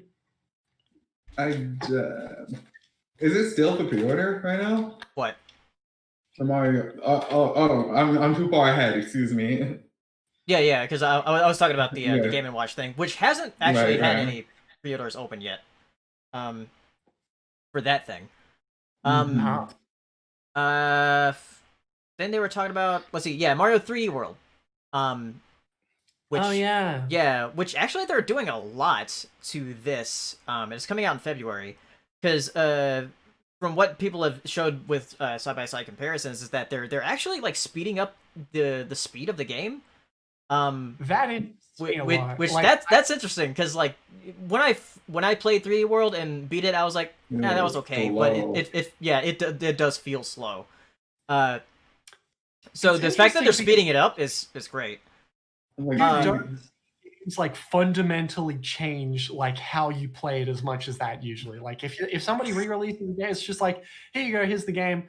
Maybe we'll add a couple of features. No, your movement speed is like how levels are designed around that. So it feels very weird that like fiddling with it like that. Yeah, and they're also adding the dive from Odyssey. Like, oh yeah, yeah. It's like, I mean, you know what? I didn't actually play that much of 3D World. Like, I played a level or two at the very start, and I'm just like, I'll play more of this, and then I didn't. And so I'm like, and especially if this has online co-op, it does. Which it might. People are saying it might. It does. Like, it was confirmed that it does. Oh, okay, cool. Yeah. Well, then I'd be willing to pick it up and have fun with it. But Nintendo Online, though. Yeah. Yeah, we'll see. If it, I just hope it isn't as bad as the Mario Maker 2 Online, because that is bad. Well, if you're a stable connection with a friend, then maybe it won't be that bad. Mario Maker 2 Online was definitely dodgy if you're doing it with randoms, and it's 4-player as well. Yeah. But yeah. Like, when has Nintendo Online been like, yeah, that's good? Like, good? It's like good. I mean, good. It's never been. At best, like, Pokken was pretty good. Especially how, like, Pokken did a thing which I've never seen any other fighting game do, where it's just like, if you're playing online with someone, it's just like, okay, we finished our match, search for another one, and it finds someone really quickly, and it gets into the next match extremely quickly. Like, you rifle through like different people you're fighting against extremely quick. Which is funny because it's made by Bandai Namco. It also makes Tekken. And it's like Pokken, Tekken. It's like that's the funny thing about it. It's like, Pokemon but Tekken. Tekken 7 is the slowest shit in the world. It takes forever to find a new match. Like, I don't understand. I didn't know that. I haven't played Tekken. That's it for you, because I do like Pokken though. Pokken is a good.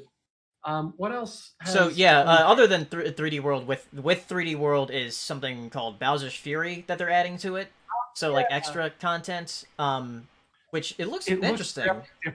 It looks like open worldish. It feels like when I look at the trailer footage, it looks like an Odyssey level kind of. Yeah. Like that interesting. Yeah, I actually got some Breath of the Wild vibes from it. I was like, oh, that looks interesting.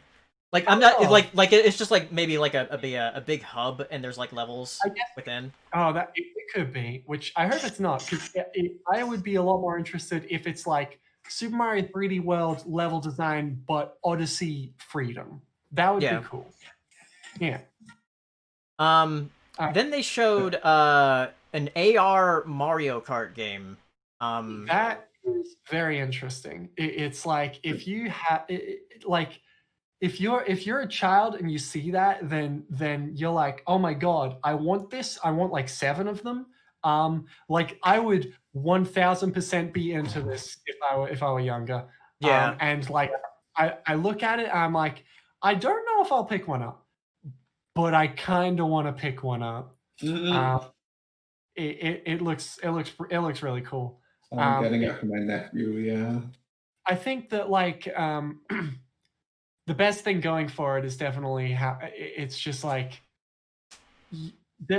what's really funny is there was a video by Beefy Smash Dudes. They do Smash Bros stuff usually. They did an episode of questionable beef, which is just like 1v1 Smash games where they decided to do something completely different, where they hooked cameras to RC cars and made a level around their house, which is basically identical to what Mario Kart Live Home Tour, I think is what it's called, is. And like, it's such an interesting thing. It's like, oh yeah, we'll just be able to do that now. And I was like, heck, that's exciting. Yeah, exactly. Taking one out of Katie's book.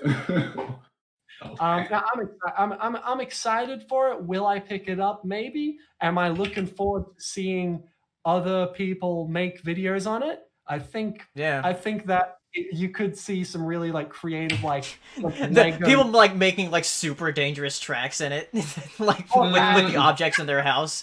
Oh my god. Like there's you gotta go past this butcher knife. Like, where'd you get the ring of fire? What the? You know what they should do? You know what should happen is this is a call out to anybody at home who's got a creative mind. Recreate real Mario Kart levels with Mario Kart live home circuit. Yeah, Mario Kart Live Home Circuit is what it's called. Yeah, and it's like Nintendo's like, no, it's not the idea. That'd be fun. I'm excited about it. Yeah. Baby Park, no. I mean, yes, but also no, but also yes. Then they showed a bunch of products and stuff, Mario things. Some tie-ins, like they're doing a Splatoon, Splatfest. Something's gonna be with Animal Crossing with Mario furniture. Sounds standard. Yeah. Like, oh, it's a question block. Oh, it's a mushroom bed. You know, that kind then, of thing. Showed Mario All-Stars on the Super Nintendo online service thing, which is like, it's there. I mean, as who has so many options to play all 4 of those games already, like that's like, it's neat, but it's nothing special for me. Yeah, but it's neat. And then the last thing they showed was Mario 3D All-Stars, which has been rumored since March.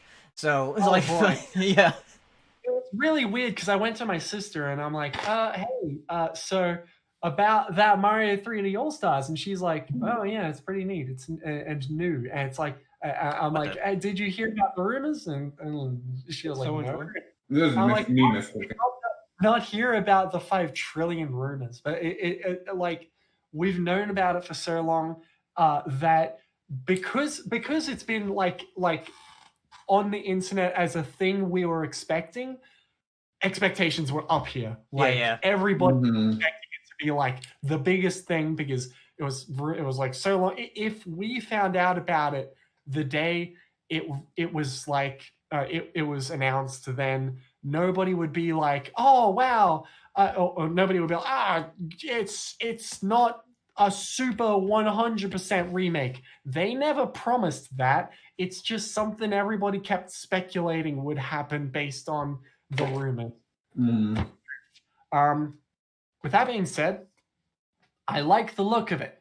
The like one thing that they're doing, which people were expecting full-blown remakes, like Game Explain were like, oh, what if they did the thing where that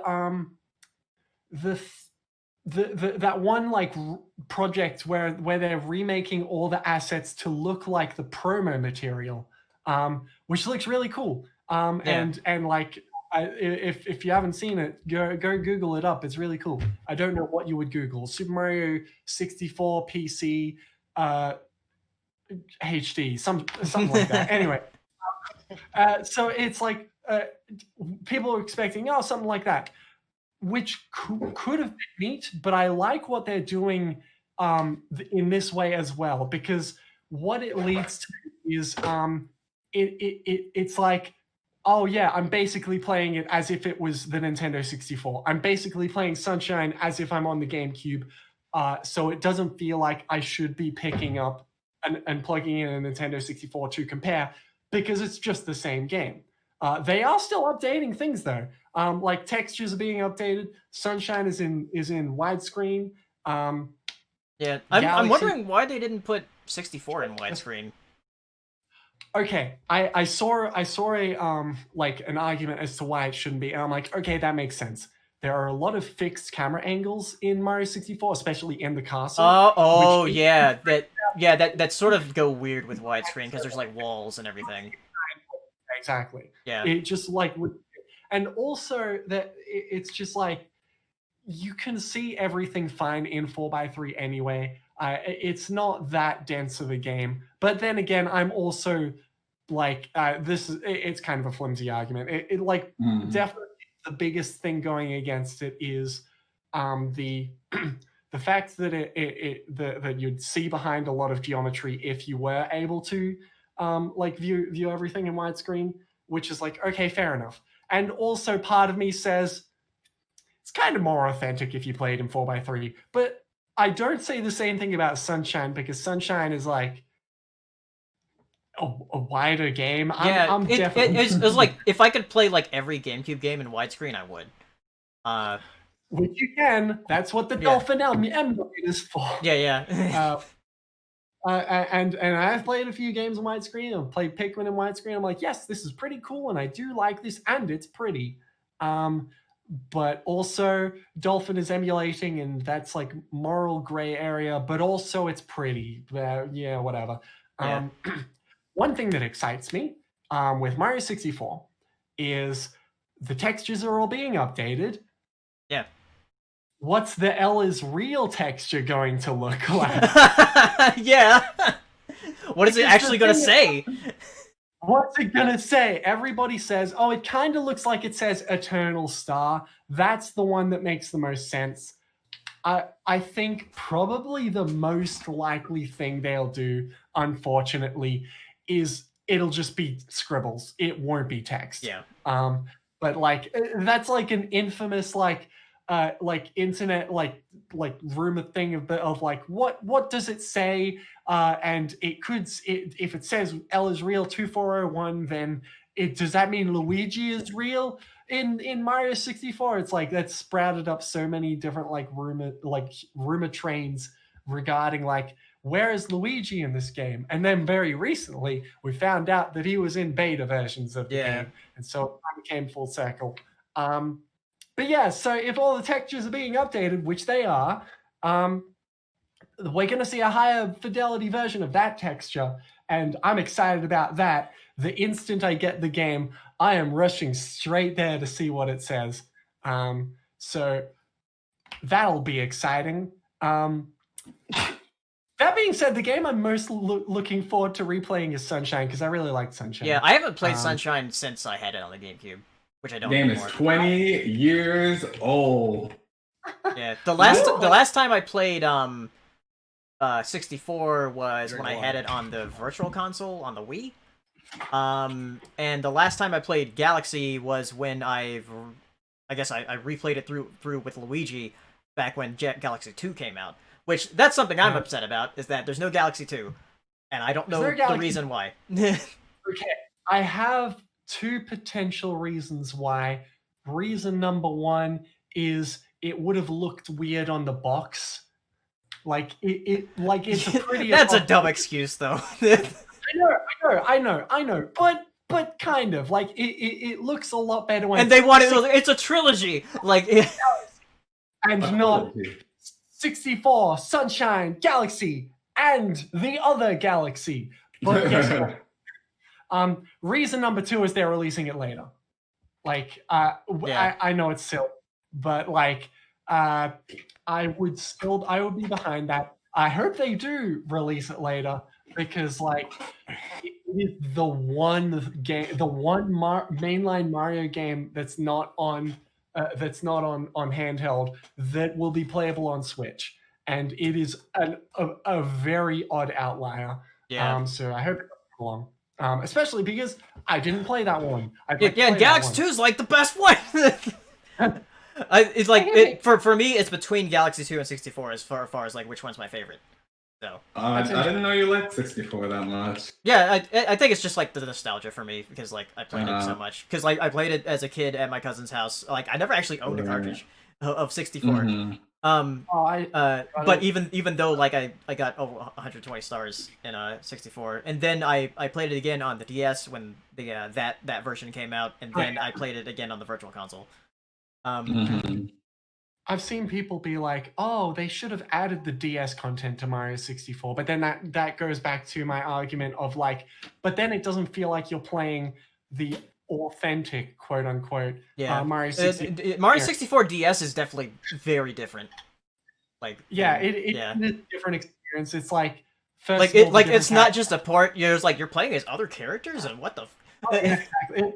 The weird thing where when you start the game, you start playing as Yoshi, and it takes you like 3 levels before you finally start playing as Mario proper. And like, I can see people not wanting to return to that. I've replayed 64 DS a couple of times, and like that's definitely a bit of a rough start, especially if you're used to how fluid and fun to play Mario 64 Mario is. So I'm glad that they are just like, it's just Mario 64 from the 64, and here you go, here's Mario, there you go. I'll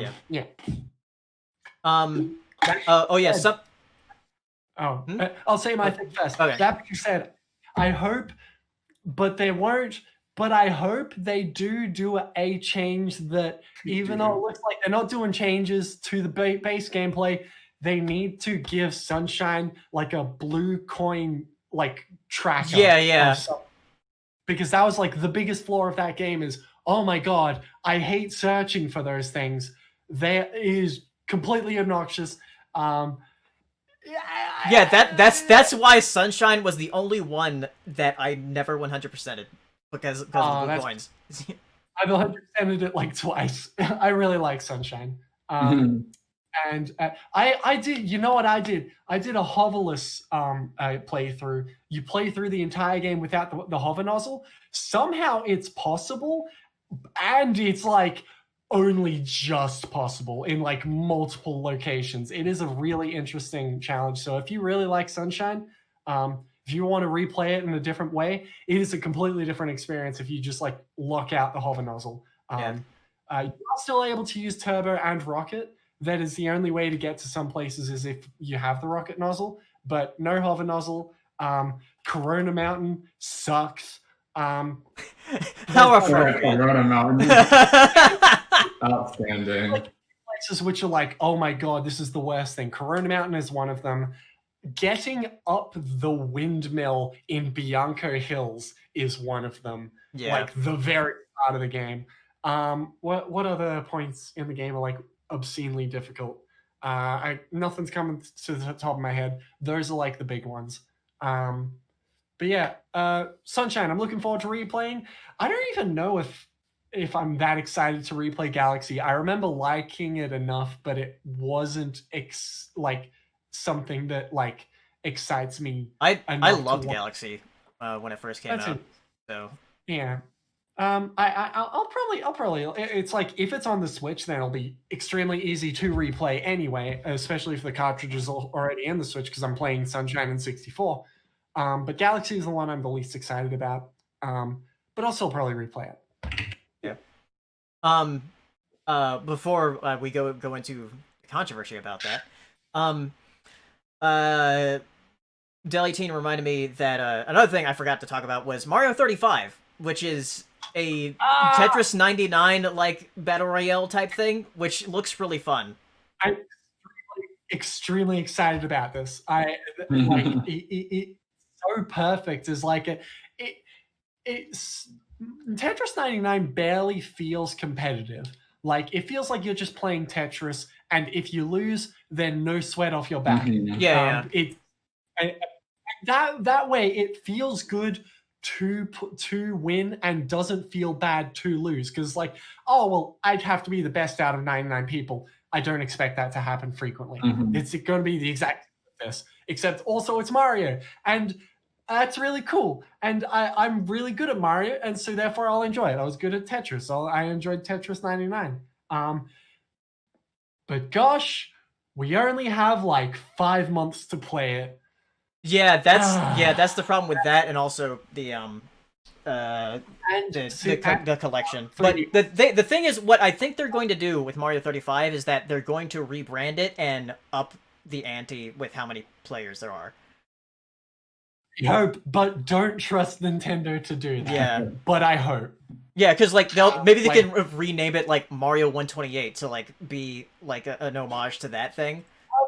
Fantastic. I would like that a lot. But also, I think 35 is more than enough. I feel like like you being able to see people is like pretty like I feel like it's more important there to know what level people are on. It's just like, oh shit, they're up to level 8-4. I gotta like do. You wouldn't be able to like change your strategy accordingly if you don't know what like level people are on. I'm interested about that one because it's like if you win the game, like if you get to the end, you just win because they have like detailed mode. I assume you do, but it's also like it's like the last Mario standing. So yeah, but I think the biggest thing that'll kill people is there's a timer that's constantly ticking down and it starts at like 30 or something really low. Yeah, and it only goes up by beating enemies. And like, will you be able to focus on just going forward, or will you have to focus on like beating enough enemies to keep that timer up? Like, is it more worth it to like go for one or the other? I see possibilities. It interests me. I do want to play it. I'm excited. When is it coming out? It's like October not that 1st. far away. October. So we've still got like weeks away from that. Yeah, I'm excited for it. Please let us play it for longer than 5 months. Yeah. Just rebrand it because like they're doing it for the 35th anniversary, so I guess they're like, well, it's not the 35th anniversary anymore, so we're not going to do it anymore. So like, just rebrand it, make a different number of players. I don't know. They did it. Remember when they did the Zelda anniversary with 4 Swords, which was a limited free download, and like they just eventually just said like, okay, it's not the anniversary anymore. You can't download this. You can't even buy it. You just, if you didn't download it when it was available, you can't get it anymore. Which is a shame because it's got like new content in it. It's got like the GBA ones were like, oh, you've got like these 4 levels. There were like another couple too in the 3DS DSi. That's what it was. In the DSi version, where you get like there's an NES Zelda place and a Link's Awakening place where you're colored in their game's respective palettes or something. It was really cool. They just stopped letting you play it unless you had it already downloaded, which is like it's not out of the realm of possibility that they'll do it again with Super Mario 35, which sucks because it looks good. Oh, so slight tangent. Ryan just posted in the chat. Adult Swim has responded to the Venture Brothers thing. Oh. Yeah. Says we also want more Venture Brothers. It is from the official Adult Swim Twitter. It says we also want more Venture Brothers and have been working with Jackson and Doc to find another way to continue the Venture Brothers story. Huh. Ah. That's neat. Interesting. Adult Swim generally are pretty good. So I like Revive Tuca and Birdie. Yeah. Oh yeah. Yeah. So there you go. I'm hoping they can work with Gendy to continue Symbiotic Titan after he's done with doing Primal. Mm-hmm. Exactly. So the limited thing with Mario 35, that's kind of dumb. Just rebrand it and release it afterwards. And the other thing, the limited release of the anniversary collection for 64, Sunshine, and Galaxy, Mario 3D All Stars, the physical release, like, yeah, I get it. You can't make like as many as you want. Things are limited. Yeah, but the digital release, why? It's very. It's like literally all you're doing is leaving money on the table. What are you doing? A lot of people are theorizing that they'll probably sell them separately afterwards, but we have no evidence of that at the moment. Anything about that, though. Which, to be fair, if they were doing that, they wouldn't want to say it yet because they'd want you to get the collection, I guess. I would encourage people to still say it's dumb because something that happened recently that I didn't think would happen. They put Pikmin 3 back on the Wii U eShop after that outrage. Oh, yeah. Which is like good. Like they took it down, which was a dickish move, and then they put it back up, which is just like, oh, okay. So are you listening then? First of all, do Tropical Freeze as well then, please. And second, like, does that mean if we bitch enough, you won't do this stupid decision that you're making? Or at least tell us that, like, you have plans to sell it after the fact. It's very odd. I mean, it's like it won't affect me in any major way because I'm buying it anyway. But it's like for people down the line, that sucks. Yeah. I guess we'll see. All right. So yeah, let's go to questions. We have some super chats here. We'll go on for a little bit since we've been talking a lot with topics. I'm sorry, a lot of it was. That's all right. Okay. Del18 asking, has there ever been a show where you are not interested into the subject matter, but the character designs are so cool? Yes. I know there is some. There is. Oh my god. Oh my fucking god. And I don't know. There is one. There's one. It's on the tip of my tongue. Fuck. Oh my god. It looks so cool, but I just can't get into it. Fuck. Why can't I remember? Oh my god. I feel like Tom, talk. Something that looks cool, but I'm not into the actual like property itself. Yeah. For a show. Oh, I don't know for show, but like everything to do with League of Legends. I have no interest. Oh my god, that is the answer. You got it. Yeah, there you go. That's what it was. It was something like there's a bunch of things like that I see, like freaking League of Legends or WoW or other stuff where I'm like, wow, this looks really cool. I ain't getting into the shit, but okay, yeah. Sort of content where it's like, oh, this looks really cool. What's it from? A gacha game? Never mind. Grand Blue Fantasy? No, I don't have a proper answer beyond that. The answer is definitely League of Legends, 100%. What is that one show with the fucking kids and shit? There's a lot of those. The one show with the kids. Fucking kids and stupid shit. And this furry girl and shit. What was that? Still a lot of those. I'm trying to think. Give me a second. It's processing. There's Brand New Animal. Processing. Oh no, I watched that. Processing. God, what is that fucking show? Oh my god, it's in my head. Oh god, it's there. Give me a second. Oh my god. Got it? I know it. Push it out. Push. Come on, Bruce. God. Brain starts expanding. Time like Brain blast.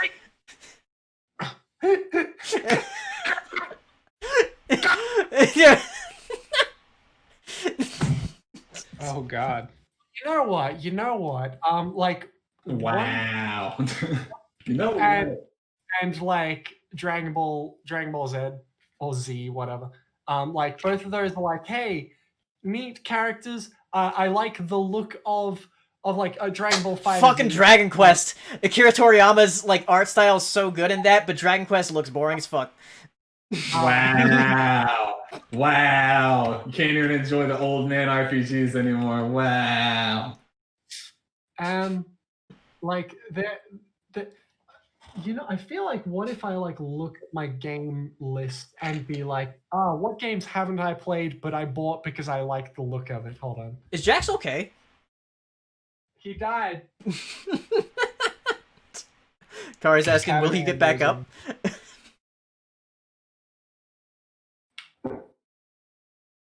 I'll go on here. from Editman has a few. Says ever since the Mario 35th anniversary games have limited release time, both physical and digital, do you think Nintendo will do it for Zelda 35th anniversary too? I hope they don't. Yeah. No. I hope that like the backlash that they're receiving now might have them consider like maybe we shouldn't do this for Zelda. So Nintendo caring about backlash and not milking their fucking sheep. we got like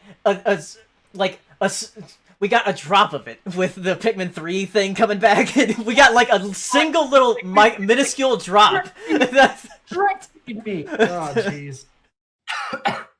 It's not frequent, but when you get it, it's exciting. But gosh, it's not frequent. Yeah. But yeah, it's like, will they do it though? I think like non-zero chance we'll get something, but like the real question is, will they do anything for Metroid?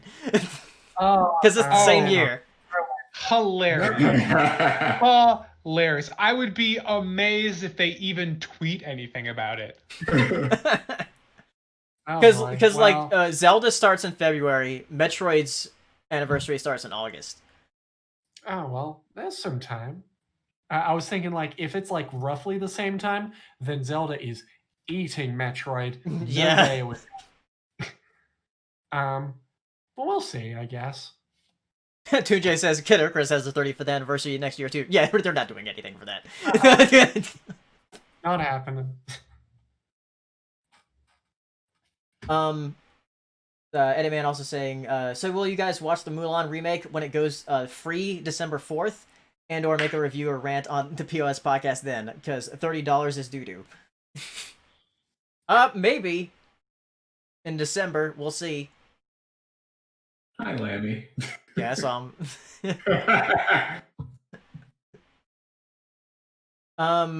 Enigma Prince asking, so amongst the 5 of you here, and Hero, who is not here, well, you're here now, how would you rank each other from Chad to Virgin based on the meme? My money's on Saber and Paleo as close to Virgin as possible. And Jax and Tom are Chads. Stay classy. I will go ahead and say it. I literally am, so I guess me is Virgin, right? Like... I guess same, TBH. Saber. It's wrong to like assign that to myself though. Other people have to assign it to me. Saber, who's the Chads and Virgins in this chat? We're all virgins. All of us. Like there's no Chad. Like what? I don't know what they're expecting for an answer, but no, we're all virgins. You immediately lose Chad status as soon as you go on a podcast. I don't make the rules. Yeah. Yeah, none of us are Chads. Even if we aren't virgins, we're still virgins. Yeah. Virgin's the state of being. Edit Man asking, who's Homelander? That's what it was. Made and Best. Yeah. Oh. Yeah. There we go. I remember it now. What was Please watch Made in the Best. Great. No, it's a sad show. Oh yeah, I haven't seen it. It's on my list. I don't think it's on Crunchyroll there, which is it's a show that looks good, but then I'm like, oh, that's sad. It's literally my second favorite anime. Yeah, yep, mine too. It's so good, because you like depressing shit. That does. I like depressing the feel. Yeah, and it's getting its continuation this month, like actually coming out finally. So finally. Okay. Which is it's a movie that's a continuation, but yeah. All right, well, I'll admire it from afar. Like I'm happy for you guys. So Editman was asking, who's Homelander? Homelander is from The Boys, which is a TV show on Amazon Prime. It's really good. Yeah, it is. It's a great show. Ryan Walterson asking, speaking of Disney, a friend of mine absolutely refuses to get Disney Plus as they don't want to support Disney. They did, however, buy a 4K copy of Frozen 2 without even owning a 4K player. Thoughts? I was gonna ask if your friend Tom that latter half just fuck. Yeah, that latter half is like, well, your friend's just a hypocrite then. Yeah. What an idiot. On the opposite end of the spectrum, I own Metal Gear Solid 4. I don't own a PS3. I do really I like the other Metal Gear Solid games. I'm just like, I'll pick up a PS3 eventually. And yeah, I have a PS3, and I have this Metal Gear Solid collection that I have not even played any of yet. So do it, you coward! It's good. I will eventually. I'm playing other games. A rare replay. You're gonna replay fucking Mario Sunshine for the 10 billionth time. Yes. Well, it's only gonna be the second time. You fucking Nintendo moron. You're gonna play Super Mario 64 for the 50 billionth time instead of playing a fucking good game you never experienced before. Yeah, I did play a good game I never experienced before. I just finished Batman Arkham. What Nintendo wants from you? You better finish Batman Arkham what? Like Arkham Asylum. I'm gonna play Arkham City next. Batman Arkham. I finished the Batman game.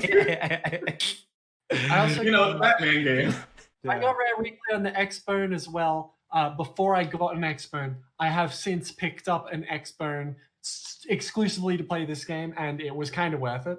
So, I mean, there's no other games for it, so.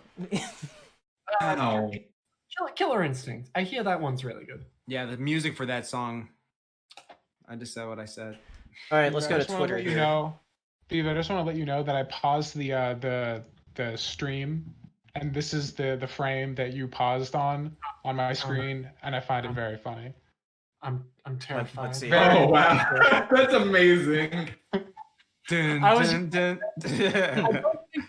you were paying attention, but I was like messing around while I was deafened. I was doing like jumping. You're exuding some really powerful energy, completely unintentionally, but it was intentional. I was like posing. Everybody was paying attention. Anyway, all right. Let's go to excuse me, Twitter here. John asking favorite Tom and Jerry cartoon and thoughts on the live action Tom and Jerry movie to be a live action animated hybrid. It will get the Who Framed Roger Rabbit effect. Let's see. Here's how the logo will look. So yeah, I'm excited to see what that looks like. I'm not sure when the trailer is gonna come out. That's happening? Yeah.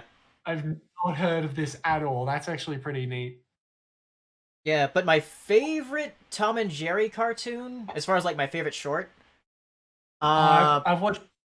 I have like it was a VHS that I rewatched over and over again. Oh, I had one too. Yeah. Yeah. But I think my favorite is when like Tom becomes a millionaire and he has to share it with Jerry, his penthouse. Like, that's one of my favorites. Oh, so they asked what your favorite Tom and Jerry cartoons are? That's what they're asking? Yeah. Oh, easily that one where that fucking mouse is like, oh, yeah. He fucking like pulls his whiskers out every time. And then the last bit of the episode, he keeps like, because he's ripping fucking Tom's whiskers out the entire thing and gives Comic Con like, what the fuck, get away from me, get away from me. And then at the very last thing, like all his whiskers are gone besides one. And then like the mouse is like, yeah, he's on TV.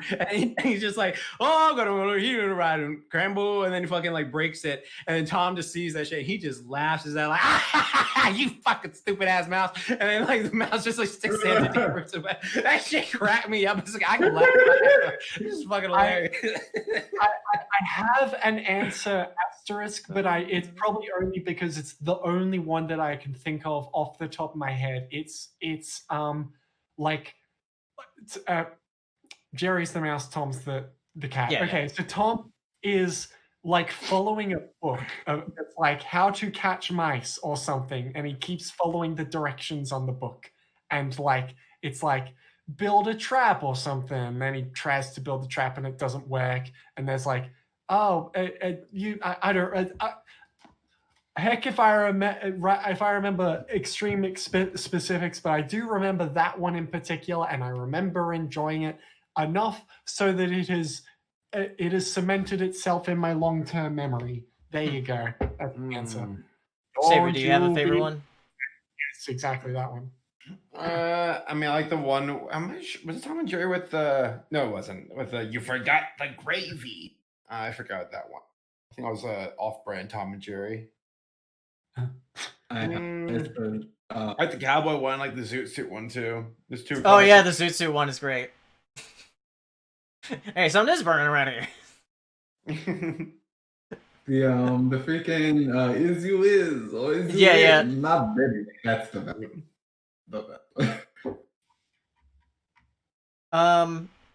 See, Disco Elwood asking, if you've seen it, what are your thoughts on the game Black Myth Wukong? Yeah, I've seen some gameplay of that. It's like from this I think it's a Chinese company that's making it. It's like an independent studio, but it looks like insane. Wukong ain't nothing to fuck with. It's based like on Journey to the West type thing. It looks dope. I don't know. Yeah, looks dope. Get to play as the Monkey King. Shit is fucking awesome. Let's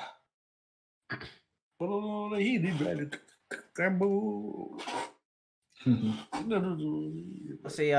What's from Nathaniel Foga? What's your most fun experience you've had on a holiday away from school? Do you mean like away from school specifically? Like when we were in school? Does senior trip count? I guess, yeah. I mean, because like for our senior trip, we went to Disney World, and that was cool. What was the question? Like, what was your most fun experience you've had on a holiday away from school?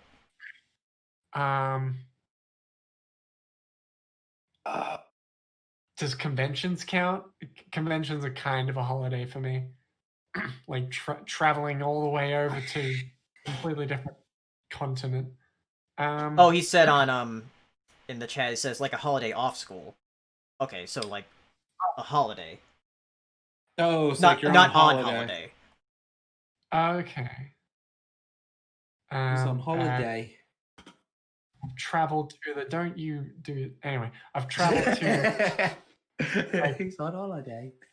I always like going to the beach and like, oh wow, let's climb in the water and enjoy the water for a bit. That's always fun. There was like a school trip where I went to Japan, but that's obviously not off school.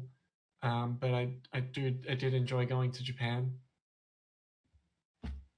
There's my answers, I guess. I don't like go places. Well, you should. I mean, not now. We're in the middle of Yeah, not now. Going places is too bougie. My favorite thing to do during a holiday is like I don't know, stay home and play games. TBH fair. Got another super chat from Ryan. Says, what is the one Disney song that if you were asked to sing, you could sing it all the way through with no hesitation? Eye to eye. Easily. Which song? Eye to eye. From the Goofy movie. Oh. Like that entire song, no problem. Right now, sing it right now. Got ourselves an ocean. One I know that you'll understand. To set the world in motion by reaching out for each other's hands. Maybe we'll discover what we should have known all along. Is this good enough? Anyways, I was like, when do I stop? Like, I expected someone to stop me. No, keep going. I'm also fighting a boss. Trying to think of examples. Like, I don't know, Under the Sea, maybe? Not really. That is not Under the Sea, I'm sorry. That was Under the Sea. What about... No, I was thinking I just can't wait to be king for some reason. I know it in Mulan, like, is the song called Let's Get Down to Business, or is it the song called Make a Man Out of You? Make a Man Out of You, okay. Yeah. which was my That one I first can anime. definitely I'm do. like, do I know all the lyrics to that one? I don't know if I do. The song's gonna be a man. Let's get down to business to defeat the Huns. I'll make a man out of you. Did they send me daughters or did they send me sons? When I asked for sons. You're the saddest bunch I've ever met. But you Come can back bet before we're through. Yeah, all of that. Yeah, all of that. Make a man out of you. Yeah, I'm gonna need all of that. Yeah, man. You have must to be swift as a coursing river, with all the strength of a great typhoon. Toxic masculinity. No, this is how I model my entire life, hero. Don't tell me that now. side of the moon. There you go. I don't know all the lyrics though. Tranquilize the forest. I think maybe. But a fire within. Once you find your center, you'll be sure to win. You're the saddest bunch I ever met. You're bet before you're through. Mr. I'll make a man. Yeah, there you go. Next. David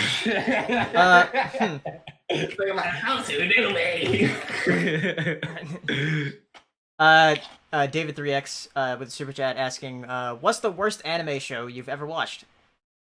Bullshit. The worst? No. I fucking hate that It's shit. the I worst. fucking though? hated that shit. Oh I remember when I watched my that shit on fucking, that shit made me mad. I was like, what the fuck is this bullshit on Oh, Toonami? Ruined. I haven't I haven't watched it. All I remember is just, I hated that show. So, to be fair, I haven't watched it since I was like a kid because I was so mad. I was like, what the fuck is this bullshit taking my Toonami? So yeah, there you go. But I hated whatever. Fucking I hated that shit so much. The second half of Death Note. Fuck, I don't know. I don't watch bad anime. Second half. I got When one. I say the second half, Super. I mean specifically after spoilers dies. If you've watched the show, then you know. Yeah, Where yeah. basically it's like, oh, it's really interesting because it's like a game of cat and mouse between these two characters. Yeah. And like then suddenly after that point it becomes like a completely different show with characters that aren't as interesting when I they agree. enter. Oh well. When that thing happened, I was like, oh, well, there goes the most interesting part of the show. Agreed.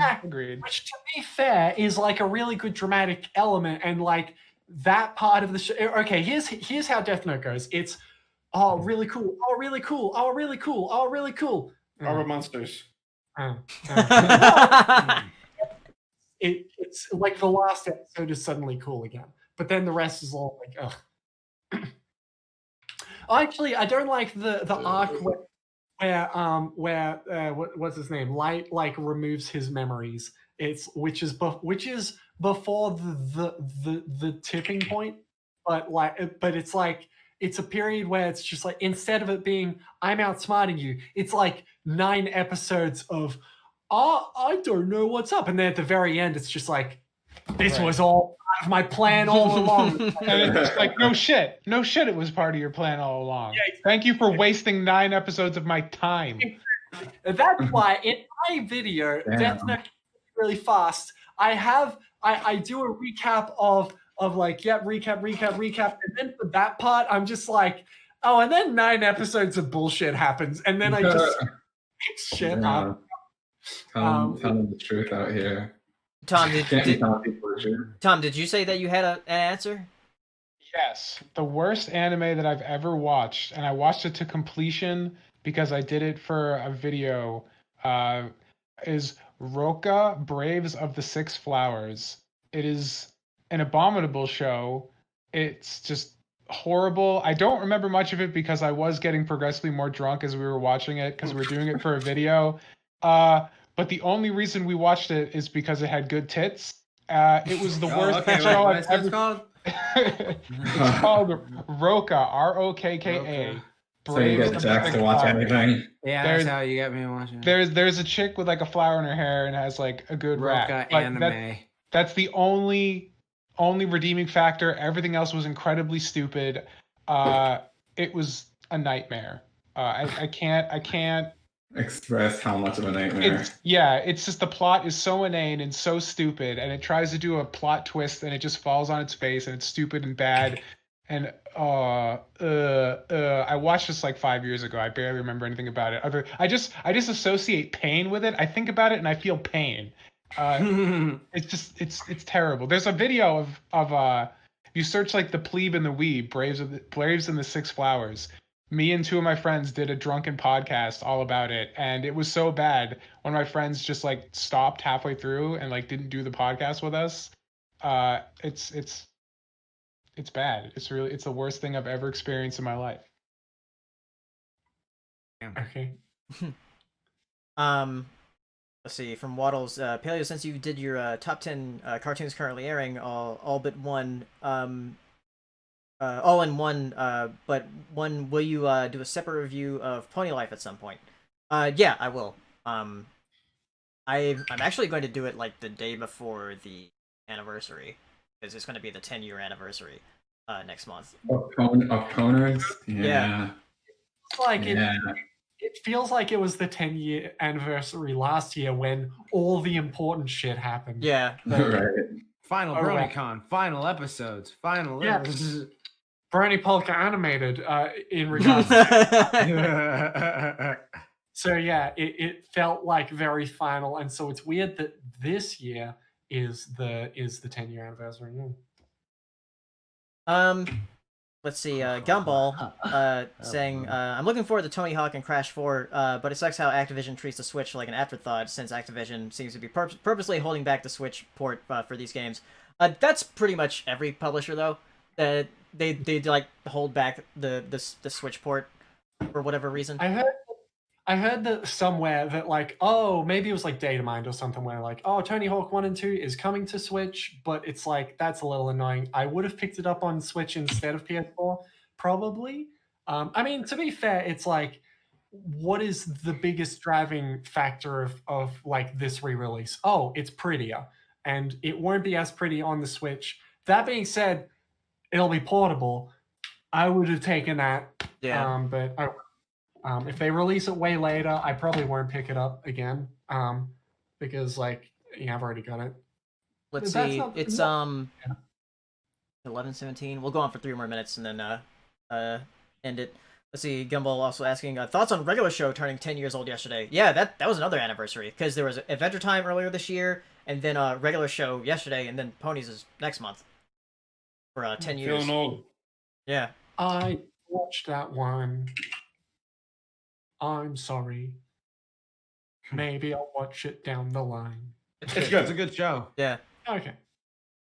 Waddle's also asking thoughts on Nickelodeon now has removed the Made by Maddie premiere from the schedule because of its same premise as Hair Love. Yeah, I saw that. That was We're crazy. talking about that.